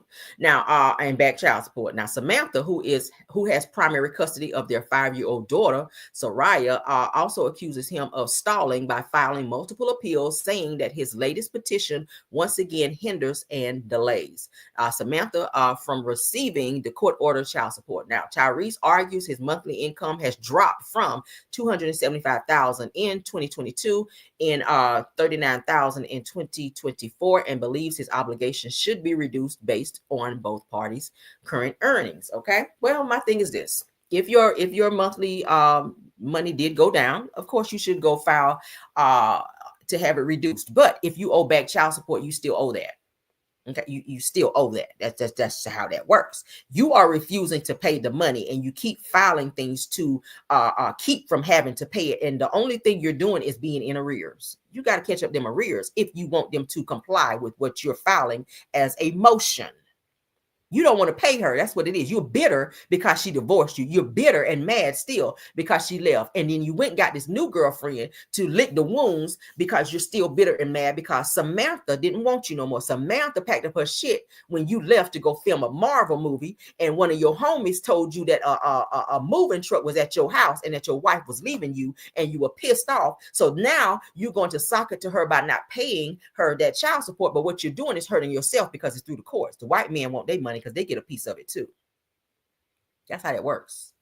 If they go through the courts, the white man get his money too. They get a portion, a percentage of said money that you owe her. So if you ain't paying her, you also owing them. And they're going to take that shit personally and lock your ass the fuck up. And then you ain't going to be able to do shit, including filing to have your monthly child support reduced. They're not going to work with you because you're not working with them. They're going to take that very, very personal. Tyrese been playing this game, and I've covered this, I know, at least 2 times. Tyrese has played this game more times than one. And then you playing victim and wanting people to come to the courthouse and march for you and speak for you. It's simple. Child support is from what you make. They figure out how much you make from whatever income you make and where it comes from. And they put it together and they add this and they take this out and they see what she making, and the needs of the child. And that's how they figure out your child support. So they're not picking a number out the sky, Tyrese, and telling you got to pay this. You don't want to pay this out of bitterness, and it's going to cause your ass to be locked up. And the last time that your ass got locked up, you had to pay all that you paid in the amount that they told you to pay in order to get out. And you hurried up and paid that shit because you know you're not fit for the prison system. You're not made for it. The first thing you're going to do is cry. So that's the first thing your ass did was hurry up and wrote that damn check to get your ass up out of jail. So now you're back in arrears again because you refused to pay since September of 2022. We're in 2025. Think about how much interest has grown with the amount that you've refused to pay. You are $111,000 behind in child support. You better get to tap dancing. You better figure out if you can get, I don't know, flip a burger, tap dance. I don't know. Put on some clear heels and get on down there to Magic City and pop, lock, and drop, bitch. Because you owe $111,000 in back child. I don't know where you're going to get the money from. I ain't giving you no GoFundMe, none of that shit. Because bottom line, you are intentionally not paying what you owe. Your child still had to have shoes, clothes, school, and all the things of the things. Your child is 5, so your child is in school now. Okay? You got to have after school, all the things are the things. But you're spending that money on that new girlfriend, and you're doing it to slight your ex-wife because you're mad that she left your crazy crying ass. Oh, he gets on my nerves. What more do you want from me? Your child support. Go cry. Go cry. But write that check while you crying, okay? I want to see some tears on my check, nigga. When you pass her that check, it need to be some teardrops on that fucking check. I'm so sick of these moist ass, sorry ass ninjas. Nigga, I want to see some teardrops on my fucking check. That's what I would have told his ass. Spare me that crying shit. I'd have been like that. Spare me that crying shit. Nigga, put some teardrops on this motherfucking check. Let me look at my check. Okay? I need to see teardrops across this bitch when I take it down there to the bank.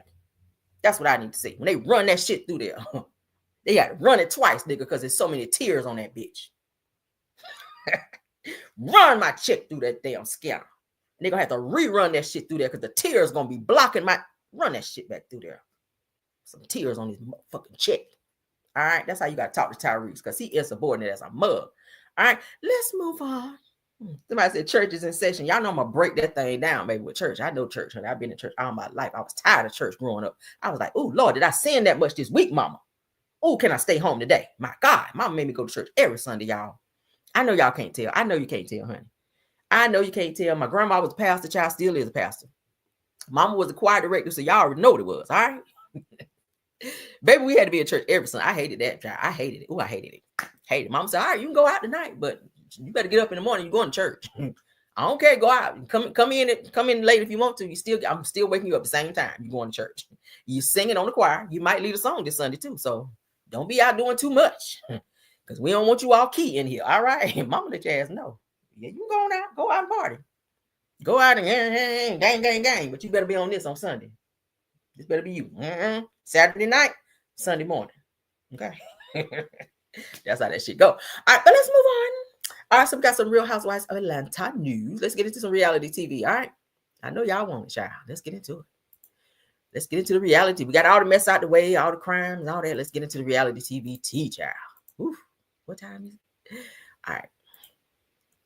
We're looking good. Let's keep going. Ooh, child. Any church kids in the chat? Any parents made y'all go to church every Sunday? I hated that shit.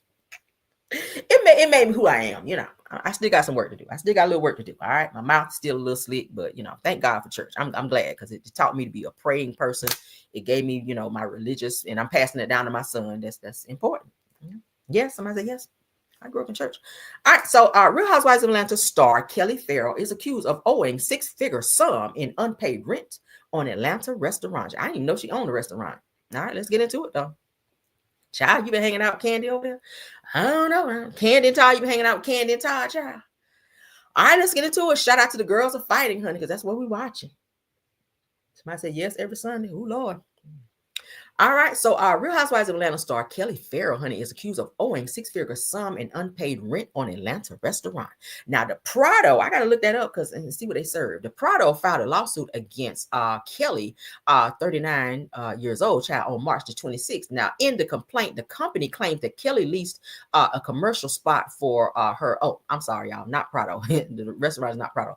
For Nana's Chicken and Waffles, child, in Sandy Springs, Georgia. All right, said that the landlord said that the 5-year lease executed on January 16th of 2024 expires on August the 31st of 2029. Now, in the suit, said that the landlord claimed that Kelly and Nana's child have breached the terms of the lease by, amongst other things, failing to obtain required permits, failing to commence tenants improvements, and failing to open the premises for business with the public, in addition to failing to pay rent when it is due. Girl, you failing everything. Damn.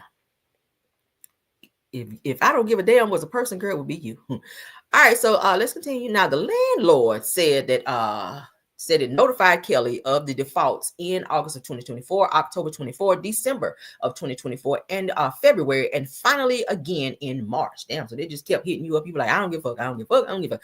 All right, so it says that the suit read, despite receipt of the notices of default, neither Nana's nor defendant has accrued the monetary default or the non-monetary defaults. All right, so the landlord said that Kelly has failed to comply with her obligations under the lease. As of March of 2025 of 2025, Nana's remains in possession of the premises, and the lease has not been terminated in any writings, the suit read. Now, Kelly was accused of owing $101,140.64 in unpaid rent, interest, and late charges. So the landlord also wants Kelly to cough up $13,453 for future rent owed until the expiration of the lease. Additionally, the landlord demanded attorney fees if the debt was not paid in full within 10 days of the suit. Now, a representative for Kelly tells In Touch about the lawsuit, says that this is in regard to her second location, which is underway. Girl, why you got a second one and you can't do nothing with the first one? Says that although Kelly's divorce has been finalized, that there is still a lot of gray area left, especially with finances, okay? Girl, you better get him to go half on it. It said that the representative accused Kelly's ex-husband of failing to pay money awarded to her in the divorce and child support. So it looked like her money is being held up by this ex-husband, who sounds like a bitter Tyrese, if you will. And she's not been able to make ends meet prior to, or probably because of that. But that's not the landlord's problem. You cannot make the landlord problem your problem, because he like, look, I don't give a fuck if you got divorced. According to this lease, this is what you owe me, and I need that up off you. Okay, so you might have to put on some clear heels too. I mean, everybody gonna have to be down there at Magic City, girl. Get in your money, all right? Pop, lock, and drop. That's the yeah. I don't know. Come up off some of that. I don't know how much Real Housewives of Atlanta is paying you, Bravo, but you might need to go ahead and cough it on up, girl, because you're talking about opening a second location and you ain't paying for the first one. So it's giving you might want to slow down on trying to kick it with the Joneses or run or compete with the Joneses until you get your money right, all right? And go on and sue your ex-husband for that back money so you can be all right. Go on and spend that upfront money and then get it on the back end from him so that your ass don't be sued and have to owe more money. See how that works? you get it. Just get it, get it on the back end. It's called lawsuit, girl. Go and get you an attorney, sue his ass for the back child support and the back money that he's supposed to pay you. All right, because he bitter too, it sounds like. Let's move on, child. I'm gonna get my money either on the front or the back. I don't give a damn. We're gonna still get it, baby. We're gonna still get it. All right, let's get on through the show. All right, next up, child, Cynthia Bailey runs down her requirements for a man, child. Y'all know Cynthia keep her a good old man, child. All right. She keep a good man, Savannah, because she don't never be single. Cynthia jumped out of the frying pan into the fire. So it said that the ladies fill Porsha in on what went down at the brunch. Let's get a little sneak peek, child, on what had happened. Shout out to the Bravo Shade Room. Hello. How are you? Oh my goodness. Hello. So this is my sister Kamaya. Hi, Cynthia. Beautiful mom. Thank you so much. You know the crazy thing, Kelly, the men in my age group, they want the younger girls. And well, I don't want that. The younger guys want me. They look petite. I'm like, they look petite. After being married twice, I feel like I don't want to be in an unhappy relationship. What I'm looking for in a man is really simple. Someone that I can have fun with, financially secure. I like a man that takes care of himself. Manicure, pedicure, nice skin, definitely good oral hygiene. For sure. Oh, they have to have a kid already if they want children. Oh, you can't smoke. You smile. And I really am not looking for a vegan. That's all. Is that too much? Girl, didn't Peter smoke? You with Peter's ass. Peter was smoking, drinking, and everything, and he kept them alcoholic eyes. He still got them. Peter smoked, drank, lied. He was broke. He was owing you money, all that, girl. So when your standards go up, I'm trying to figure that out. But let's go a little younger now. I don't think younger is it. Hello? Who is that? I'm trying to walk in my house. Security.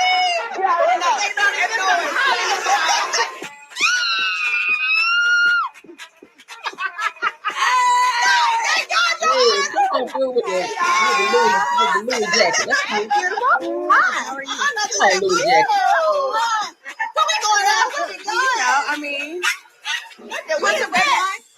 Y'all see Porsha do the once over on Shamil. I be clocking that with him. Maybe because I don't miss anything. As soon as Shamil walked in, immediately I recognize her outfit because that's just how I am. If I see somebody walking, I'm like, okay, yeah, you're killing it, okay. But notice the once over that Porsha gave Shamil. Like, I see you, girl. She went down when it came back up and went back down. So that lets me know Shamil is killing the girls out here, okay? She absolutely is slaying the girls. Girl, she's fabulous. A lot of people think that I'm crazy for dying my dog, but Cha-Cha was stolen. We had a reward for her. The police were involved. We wound up locating her on Craigslist. When I got her back, I said, no one else will get Cha-Cha ever again. We did what we had to do, and Cha-Cha's colors are vegan and animal cruelty free.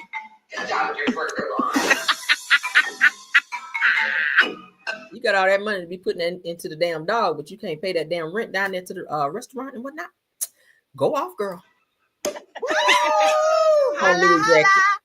happened when y'all did the peace brunch? It was horrible. Drew and Angela walked in. They already team twirl, right? So Britt was already in defense mode, right? Because she's still dealing with things on the blog. You can see her still being upset about it. Yeah. Yeah. This is nice though. The rims look good. So how are you feeling about Angela? At the peace brunch, Right. I was there to speak my piece. And the first thing she said was, I know about insurance. How's that even possible? Like, how do you know what's going on with me? I'm under investigation now. How you on the investigation, girl? Oh Lord, y'all be getting on these reality shows with too much going on in the background, baby. Y'all need to handle all that legal stuff because y'all know people gonna pull you up. People gonna absolutely pull your damn business up getting on the show with all these damn shenanigans in the background. Like, girl, if you being investigated, you might want to wait this season out and then come back next season when you get your business straightened out. Okay. Same with what's this child, Kelly? Kelly, you should have figured all that out, child, before you came on the show with all them damn waffles and stuff not being paid for up over there, girl. I don't know what to tell you. All right, but let's move on. Because Cynthia Bailey was not done, child. She was not done. So let's go ahead and wrap up what she had to say. All right. So Cynthia says that losing Kenya did not help them as a cast to keep shooting the show because she was an asset to the show. I mean, you can look at it that way, but everybody got to take accountability for what they do when they do things that are not right and uncouth.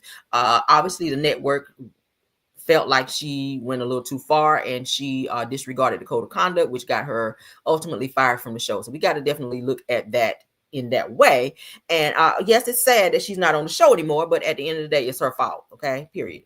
But it was very clear that I think anyone, a blind person, could see that losing Kenya didn't help us as a cast to keep shooting a show. Kenya was definitely an asset to this cast and to the show in many, many ways. And if you guys are loving season 16 now, imagine had she stayed. You know what I mean? Mm-hmm. It would have been even better in so many ways. And, you know, the season started out with Angela and Shamar getting into it, not liking each other, and Kelly and Porsha not liking each other. But guess what? They had time to get on the other side of it because they were allowed to still be there and film. And I really believe had Kenya still been there, had they tried to figure out a way to make it work, those slaves, I think Britt, you know, whether you like Britt or not, I really feel like she and Kenya would have got on the other side of it the same way Shamar and Angela did. I ain't saying they would have been the best of friends, but they would have been able to still work together. Yeah, it just felt abrupt to me in a way that, like, the story's not finished, and it could have been finished, or don't show any of it. We actually talked about it because I kind of questioned, because I said, based on what I was shown, I was like, Britt did something terrible too. Mm-hmm. So I was actually confused. I'm like, why would the network get rid of Kenya and actually show the Britt side? Because I said the audience is going to feel very divided, right? Like, with it, yeah. So like, it was just, for me, it was more, because I think now I kind of watch things a little differently. I'm trying to like look behind, you know, really kind of peer through the glass. And so like, I'm like, why would they show it all and then just get rid of Kenya? Because they're going to get a lot of heat. The network of like, it didn't make sense to me. So it would have been such a great moment to watch Cynthia and Kenya have a sit down after it happened. Absolutely. Holding her accountable in a real friendship. Like, this is real stuff. To be able to continue to film. Together. And I think what was so confusing for the audience was two people made mistakes. Two people fucked up. Let's just call a thing a thing. Mm-hmm. One got punished, and one did not. Now, I'm not saying the crimes were equal on any level. It was two different situations. But it was very clear that I think anyone, a blind person, could see that losing Kenya didn't help us as a cast to keep shooting a show. Kenya was definitely an asset to this cast and to the show in many, many ways. And if you guys are loving season 16 now, imagine had she stayed. You know what I mean? Mm-hmm. It would. But Kenya messed that up for herself, with all due respect. And it's weird to me that you now sitting in interviews when you were capping for Britt Edey. It's so weird. You're a fence writer, sis. You are really a fence writer, Cynthia Bailey, because when this whole situation went down, Kenya ain't even speaking to you no more, Cynthia. Let me just go ahead and put that out there. You've tried to call Kenya multiple times to check on her and to see how this whole situation was going with her. She's not taking any of your calls. She's not returning any of your calls and or text because she felt like you took the side of Britt Edey. So now you're sending interviews saying, oh, yeah, Kenya was wrong and so was Britt Edey. You didn't feel that way before. So is it because you're trying to gain or regain Kenya's trust and make her like you again because you feel like you don't really have an alliance on this show? You really don't. Kenya was your alliance on this show, and now that she's gone, you feeling like Gilligan's Island out here. You're feeling like you're on an island by yourself because you're not really connecting with the other girls. You okay with Porsha, but y'all know that she's had her little run-ins with Porsha as well. Back in the day, they actually even fought on that boat, remember? She and Porsha actually fought before. So she's not really that tight with Porsha. She's really not that close with Drew Sidor. Like, they get along, but they're not like girlfriends where they hang out or whatever. So Cynthia being brought back on this show as a friend of the show, she's not feeling that connection with the other girls, and she's feeling kind of like an outsider now. So she's fighting to get the one person back on this show so that she can feel comfortable and kind of have a little storyline as well, because nobody really cares. She already said she's not going to share her life and what's going on with her and her new boyfriend, which is very, very much so young, and he lives like way out of the country. She doesn't want to share that part of her life, so she's really just going to be piggybacking on what's going on with other people in their business, if you will. Okay, you can't really talk about Britt Edey because you don't really know her like that. You can't really talk about Porsha like that because Porsha ain't really feeling you like that. And what her situation is with Simon, nobody cares like that. Nobody really cares. And nobody really cares about what's going on with you right now, Cynthia. You just kind of on the show right now. Okay, but yeah, that's all we got for you. Moving on, girl. Let's let Candy Child. Let's hear from Candy Child. This is what Candy feels about this. All right. Because child, I'm sick of y'all. I am sick of y'all. This is what Candy had to say about the whole thing. All right. Whoever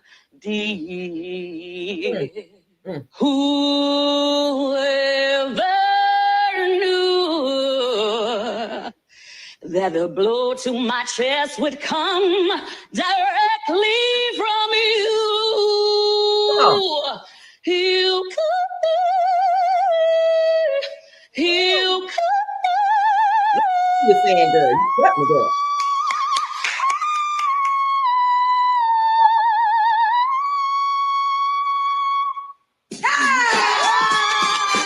So that's what Kenya is feeling right now. Okay, we had to have a good old selection from the choir right there, so we can go ahead and eulogize her on up out of there, girl, because her feelings is gone. All right, we had to eulogize her feelings right quick. And Candy was a one-woman band, and we had to go on and let Candy do a good old selection and sang her on up out of there, child. Okay, that's all we got, girl. All right, moving on. I had to save that clip, child. Y'all weren't ready for that, were you? Saying Candy or not. All right, let's move on, girl. Little less Billy Goat in your throat, girl. Little less Billy Goat. Let's move on, girl. All right. Yes, honey. This is how Ain't How the Choir do. Boom. Come on, Billy Goat Choir. Come on, Billy Goat Choir. All right. All right, so Nene, child. Nene is throwing all the tea of the tea and shade of the shade, girl. Nene Leakes pled the fifth when asked if Porsha and Simon relationship was real, girl, and if Porsha actually loved Simon. So y'all know Nene is going to always be Nene, baby, and bring the shade of the shade. Let's go on and get into it, though. All right, shout out to the Bravo Shade Room. Saying Candy.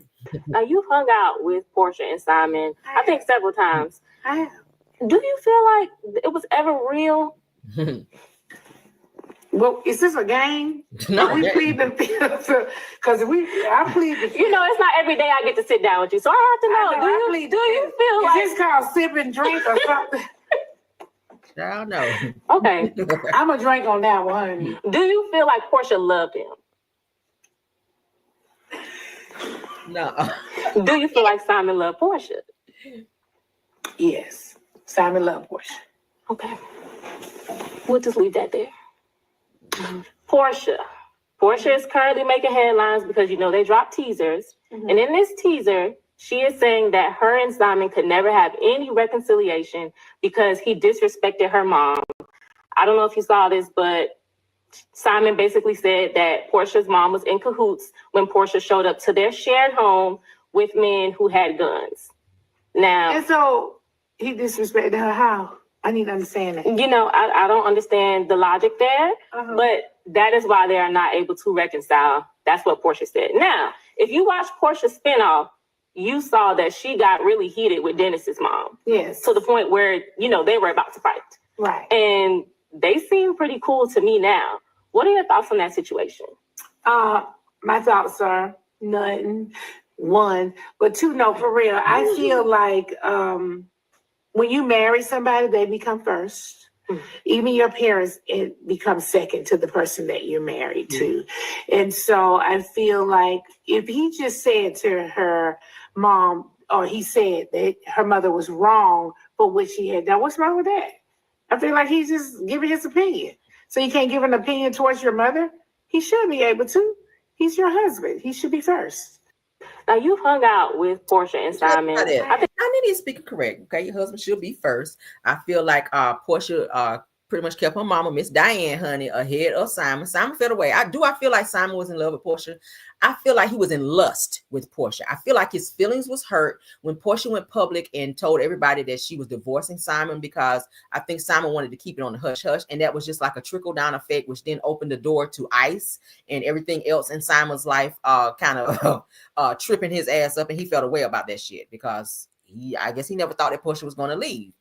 They spent all that damn money on all them weddings that they had. And I feel like Simon was hella embarrassed. And I feel like he wanted to hurt Porsha because Porsha did not, I guess, give him what he wanted, which was to stay with him. I feel like he hid behind Porsha. He used Porsha in order to be able to stay in the U.S.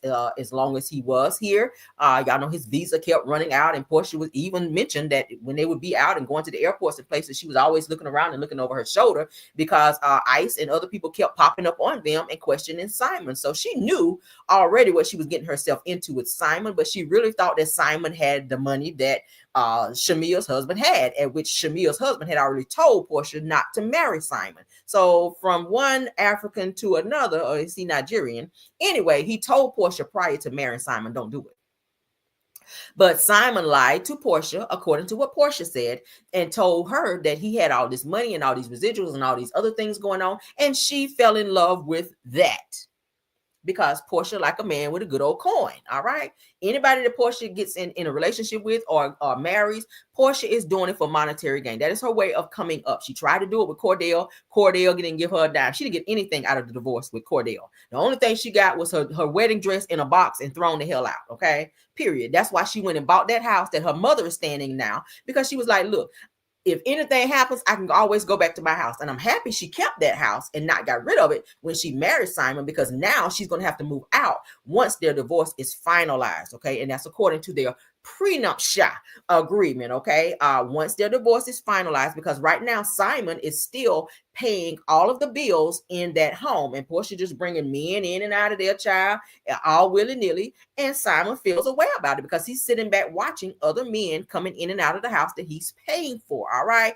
Now, he did also say that Porsha's name was not on the house, but according to the legal paperwork, she can stay there until their divorce is finalized. Okay. So now that Porsha's saying she wants want the divorce to be finalized so she can finally move on with her life, that also means you got to move. So where you going to film back in that old house where you and your mama going to be staying up over there that you had prior to moving in with Simon, and he's probably going to sell that house because he ain't going to be able to stay here because his visa ran out.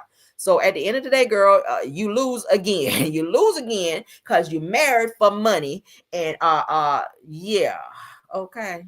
So Nene pretty much says she feels that Simon was in love with Porsha, but Porsha was not. Porsha was in it for the money and lifestyle. Okay. And you got played right before our eyes, girl. All right, moving on. Speaking of Porsha, Porsha jokes about Britt, Edey, and the Kenya more drama. Let's go ahead and play that. Shout out to the girls of fighting, because baby, they be having all the good tea, and I love them. All right, let's get into it. There she is sitting here with her mama child being messy per usual. All right, let's blow it up so y'all can see it real big, child. Shout out to the girls of fighting, Lord. All right, let's get into what she had to say. Be innocent. Where did my gun go? How you have my gun? I'm trying to figure out how I get your gun. I got your gun? Well, yours is over there. I feel like I never let my gun down. I don't feel that's what I would do if I'm carrying. Hold on, let's not talk about it. Anyway. Tell me what am I doing? Y'all hear that shade? She's talking about Britt, Edey. How you have my gun? I'm trying to figure out how I get your gun. I got your gun? Well, yours is over there. I feel like I never let my gun down. I don't feel that's what I would do if I'm carrying. Hold on, let's not talk about it. Anyway. Tell me what am I doing? So y'all hear Porsha child throwing a little subtle shade right there against Britt, Edey, who told Porsha Williams on Real Housewives of Atlanta, honey, she had a whole pow, a pistol to be exact, and a whip, child. So of course y'all know Britt, Edey got to stay on the show. Porsha was fired from the show for the Revenge P and disregarding the code of conduct of Bravo and the show itself. All right, so Porsha is throwing her little shade with her mama, as you guys can see. Moving on. All right, so let's get into some heavenly news. I ain't calling no damn doctor. Let's get into some heavenly news, girl, because we got it. All right, the people are tearing Heavenly's damn ass cheeks off over there, and it's given that someone has reported her for bad work over there at the dental office. All right, now they say she's got a really good staff, but they said that she does some very sucky work. All right, give me 1 second. So we can ready to look at the comments and stuff, child, about old Heavenly up over there. That her damn dental practice, okay? People were not happy about that. But first, yeah, let's go ahead and get into Heavenly. Let's get into Heavenly. All right. Let's get into Heavenly. All right. So this is Heavenly's practice. Smiles by Dr. Heavenly Kind. All right. Says your dental implants transformation starts here. All right. So dental implants is what we do all day, every day. Learn more. She does not take insurance. She takes cash only at her practice, I'm hearing. Okay. But a lot of people had some negative things to say about Heavenly. Let's get into it. All right. So I'm going to be moving these clips up and down. So you guys just work with me, child. All right. because we're going to be looking at quite a few. We're going to be looking at what the people have to say about her practice, and they were not happy. So this person says, as soon as you leave, she will be talking badly about you. No, thank you. You're not, said that you're not even, if it was free. So they're saying they don't even want any work done by Heavenly, even if it was free, because they feel like once they go and pay their good money to her, that all she's going to do is talk shit about them after they walk out the door. All right. So another person says that I sent for help with my disabled son, and that she told me to call dentistry for developmental disability, okay, or disabled. All right. So said that Dr. Heavenly refused to work on her son because he was disabled and referred her somewhere else to go. All right. So she felt a way about that, and she talked about it. So this other person says that I would never put my foot in her establishment, said that she is one of the low class people that I've ever seen on TV, said that I'll never buy any of her products, just absolutely low class. So this is what the people are saying about Heavenly and her practice, her dental practice. This next person says that I wouldn't let that woman fix my dog's teeth. Not the dog, child. Damn. Fido can't get no damn veneers. Okay. So another person says that, do you have a network facility in Louisiana? So I guess they're trying to see, child, she got another location. Abort mission. All right. So this person says that I'm not having anyone with a messy spirit working on my damn teeth. I know that's right. You better let them know, girl. All right. You been had a spirit up in your damn teeth up over there. All right. So let's get on to let's get in the girl. They weren't done. They were not done, child. The people are talking, girl. Okay. The girls are talking. All right, so another person said, shaking my head, that bad character is bad for business, girl. Okay. Another person said, the worst dentist I've ever been to. Ooh, child. Another person goes on to say that absolutely not, said Heavenly is rotten on the inside and out. I will not. Oh, she will not get my coins, honey. Another person says that no, I will pass. Says no, I will pass. The way that she act on TV is bad. So I would not let someone like that do nothing to my teeth or anything. Sorry. That's my feelings. Okay. So the next person said it wouldn't go to Heavenly if it was free. Damn. Shit.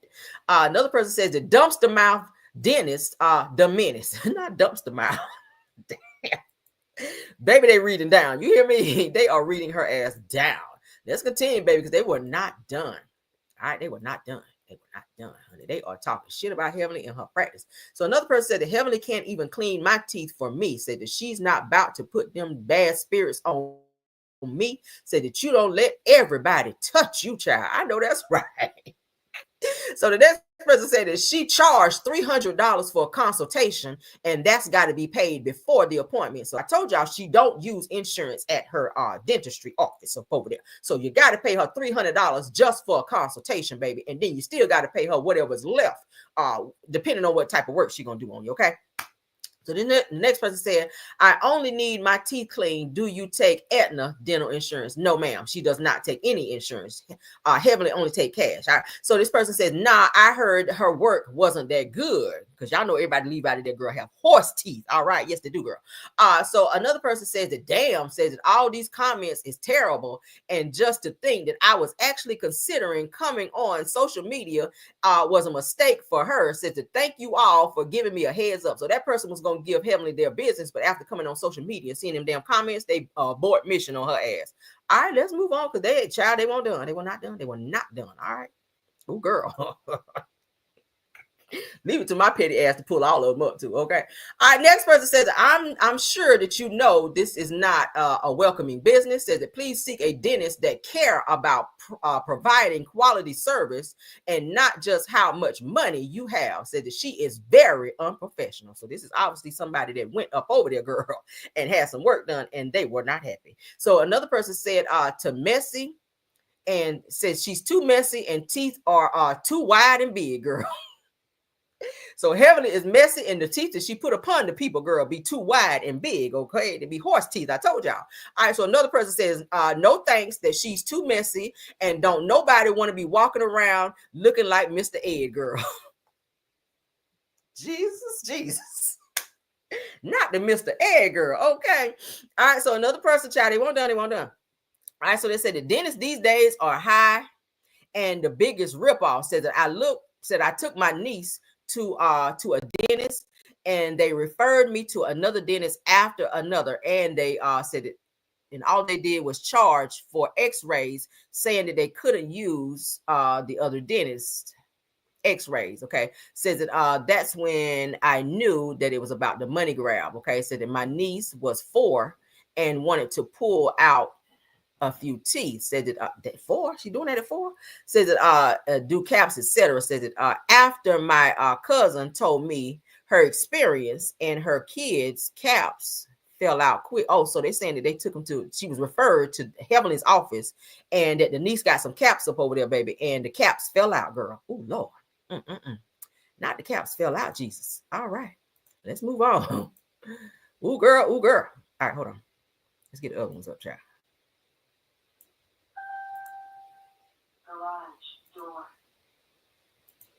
Garage door. My husband off today, y'all. And my son is at school. Hallelujah. All right, so let's get into the next one. It says that I'm sure that she does a phenomenal job, but her attitude and the way that she carries herself on the show makes me not want to stop. Makes me not want to step foot in her office. Okay. Ooh, child. All right, so a person says that I wish that I could get my smile back. Says that my teeth is all messed up. Well, don't go there, girl, because you're gonna have horse teeth. You ain't gonna be able to close your mouth if you go there. All right, so another person says that I've heard some horror stories about working with her. Says that and her husband. Ooh, girl, what you heard? Girl, I might have to reach out to you. Hit me in the DM. I need to know, girl. All right, says I need some bottom teeth. Girl, don't go there, girl, because them teeth gonna be huge. So another person says try Aspen Dental. Expensive, but they have a credit program called Care Credit, which will finance your bill.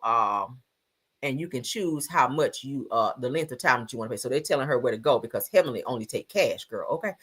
So let's get into the next comment, girl. Girl, they are not. Oof. Girl, they only have nasty. And I promise you, I went straight down the list of comments. I screenshot it like straight down. I didn't go through and just pick out the negative ones. I went straight down. This is what the people are saying about Heavenly. So smiles by Dr. Heavenly Kind, child. This is what they're saying up on here. $300 before you even book your appointment, child. Says that said child boo said that you know whose practice is really good. Dr. Curry with the lawyer wife said that the one that beat up Toya. Wait a minute now. Said the one that beat up Toya is the one that you want to go to. Toya on the show, y'all. Said that he's really good and affordable and his work is amazing. So go over there to the one that beat up Toya, child. Damn. Ooh, they messy as hell. So the next person said that she is no different from the rest of the high-priced people, but her staff is pretty nice. Okay. This person says that says that I'm good because them teeth that you gave Grip was some big as hell. Them teeth was big as hell that you gave somebody named Grip, child. I don't know. So another person says that I'm sure that she does phenomenal job, but her attitude and the way that she carries herself on the show. Okay, I think we read that one. The way she carries herself is not too good, and I'm not stepping foot in her office. So y'all see what the people are saying about Heavenly and her practice, child. Yes, honey, they are not happy about Heavenly and her damn practice. Okay, so the people are reading down, and a few people have reported her business as well because they did not like her work, and they've had to pay all this money up front, and the fact that she charges cash, and that she was not doing the good work of the people's mouth up over there. Okay, so yeah, Heavenly, get your shit together, girl, because the people are talking about you and your dental practice and the fact that they're not happy with your work. Okay, yeah. All right, so let's get into Drew Sadora, because Drew Sadora, child, she done called Dennis out. I said, oh, hold up, girl. Wait a minute here now. Wait a minute now. All right, so Drew Sadora, honey, Drew Sadora calls out Dennis, child, and says, told Dennis, don't make me call Porsha and tell her the truth, Mr. Music Man. So y'all know Dennis is producing her album and her music. So she's working very closely with Dennis, which Porsha is not happy about because she feels that the two got some little hanky-panky stuff going on. But Drew Sadora, honey, says that they call me Faith from Soul Food while Terry crashes out, girl. Ooh. So what you and Dennis over there humping around like Bobby Brown up over there in the studio, okay? Are you singing on the mic over there, girl. Is that what you doing? Because that's what it sounds like. So Drew, I'm gonna read it again. Drew Sador, that's her check mark child. She's verified. Says it don't make me call Porsha Williams and tell her the truth, Mr. Music Man. So she must be having a little issue with Dennis, it seems like, because she done outed him to let everybody know that he's over there probably being managed in the studio. All right. When she walked by to go get on the mic to go sing, he might be grabbing her ass cheeks or something. I don't know. I won't there. But she said to call me Faith from Soul Food. Y'all know who Faith Child was from Soul Food, where she was schlong hopping and whatnot in the family, where she was sleeping with the husband, okay, sleeping with Terry's husband. Y'all remember? She says while Terry crashes out, okay, so she puts the little zoom and the little ass cheek, the little peach child. Not to be mistaken with the little ass cheek. So she's trying to call Dennis out, maybe saying he's being a little managed and doing some shit that he shouldn't be doing, and she about to go and rat him out to Porsha. You might want to abort mission on that because Porsha like to fight, okay? You might not want to tell Porsha nothing because she's already feeling a way that you are even working with Dennis. So if she finds out that it's a mess going on between you and Dennis, she might up and grab your bangs like she did Porsha. Just letting you know, I'm trying to look out for your bangs. I'm trying to look out for your bangs because it's given that Porsha like to fight and she will put the paws upon you. So you heard it right here on my show, Drew. I'm happy that you out in Dennis, but maybe you need to, be quiet on that, all right? Because Porsha will up and put the paws upon you. We've seen her drag Portia's ass drag Kenya's ass at the damn reunion when Kenya was over there with that damn bullhorn and she said what she said with that scepter in her face, and she's dove over there on her ass and snatched her ass up down there at the reunion. But yeah, so thank you, girl, for letting us know. But guard your bangs, girl, because now Porsha is gonna be on your ass, okay? But that is it for our show, guys. And Real, don't forget her edges, all of that, girl. She gonna get your edges, your baby hair. She gonna get your bangs. She gonna get the back naps and all that up off your ass, okay? And pull your damn ponytail off. Okay, yes, she is, girl. But that's our show, okay? I hope you guys enjoyed the show. All right, if you did, please don't forget to like the video, share the video, tell a friend to come on over to Carmelo Show. Subscribe, like the video, all the things, other things. All right, I gotta go because I'm tired now, y'all. Damn. So thank you, KBR, with some Scorpion, Miss Tyra, Rose Onstead, and True TV Podcast, all of my mods. Okay, thank you all. Thank you to my Caramelians for being here. Thank you to Girl What's the Tea? I saw you in here. Sunny Days is in the building. Thank you, Schoolboy, for being here. Bad Body Biatch is in the building. Did I have any more content creators, y'all? Y'all let me know. Snatch by Diego, was he here? If he was, thanks for being here. Please let me know, mods, if we had any more content creators so that we can shout them out. Okay. Sunny Days, thanks for being here. I think I said already. Do we have any more? Let me know before we go, honey, because we about to go. Purple Unicorn, thanks for being here. Purple Unicorn in the building, all right? And every other content creator, we missed you. Please charge it to my head and not my heart. Y'all know I love y'all down, each and every one of you. Have a wonderful Good Friday, all right? For those of you that are off, enjoy your day. Enjoy your day, okay? And have a wonderful, wonderful day. I'm gonna check back in with you guys, okay? I'm about to get in these streets with my husband because he is too off. All right, we're gonna probably go and have like a little lunch date or something. I don't know, girl. I don't know. Anyway, so yes, y'all have a wonderful day. I'll see you guys later today, okay? Love you guys down. And if nothing else, let's go. Even when you feel low, you can still go. Even when you feel slow, you can still go.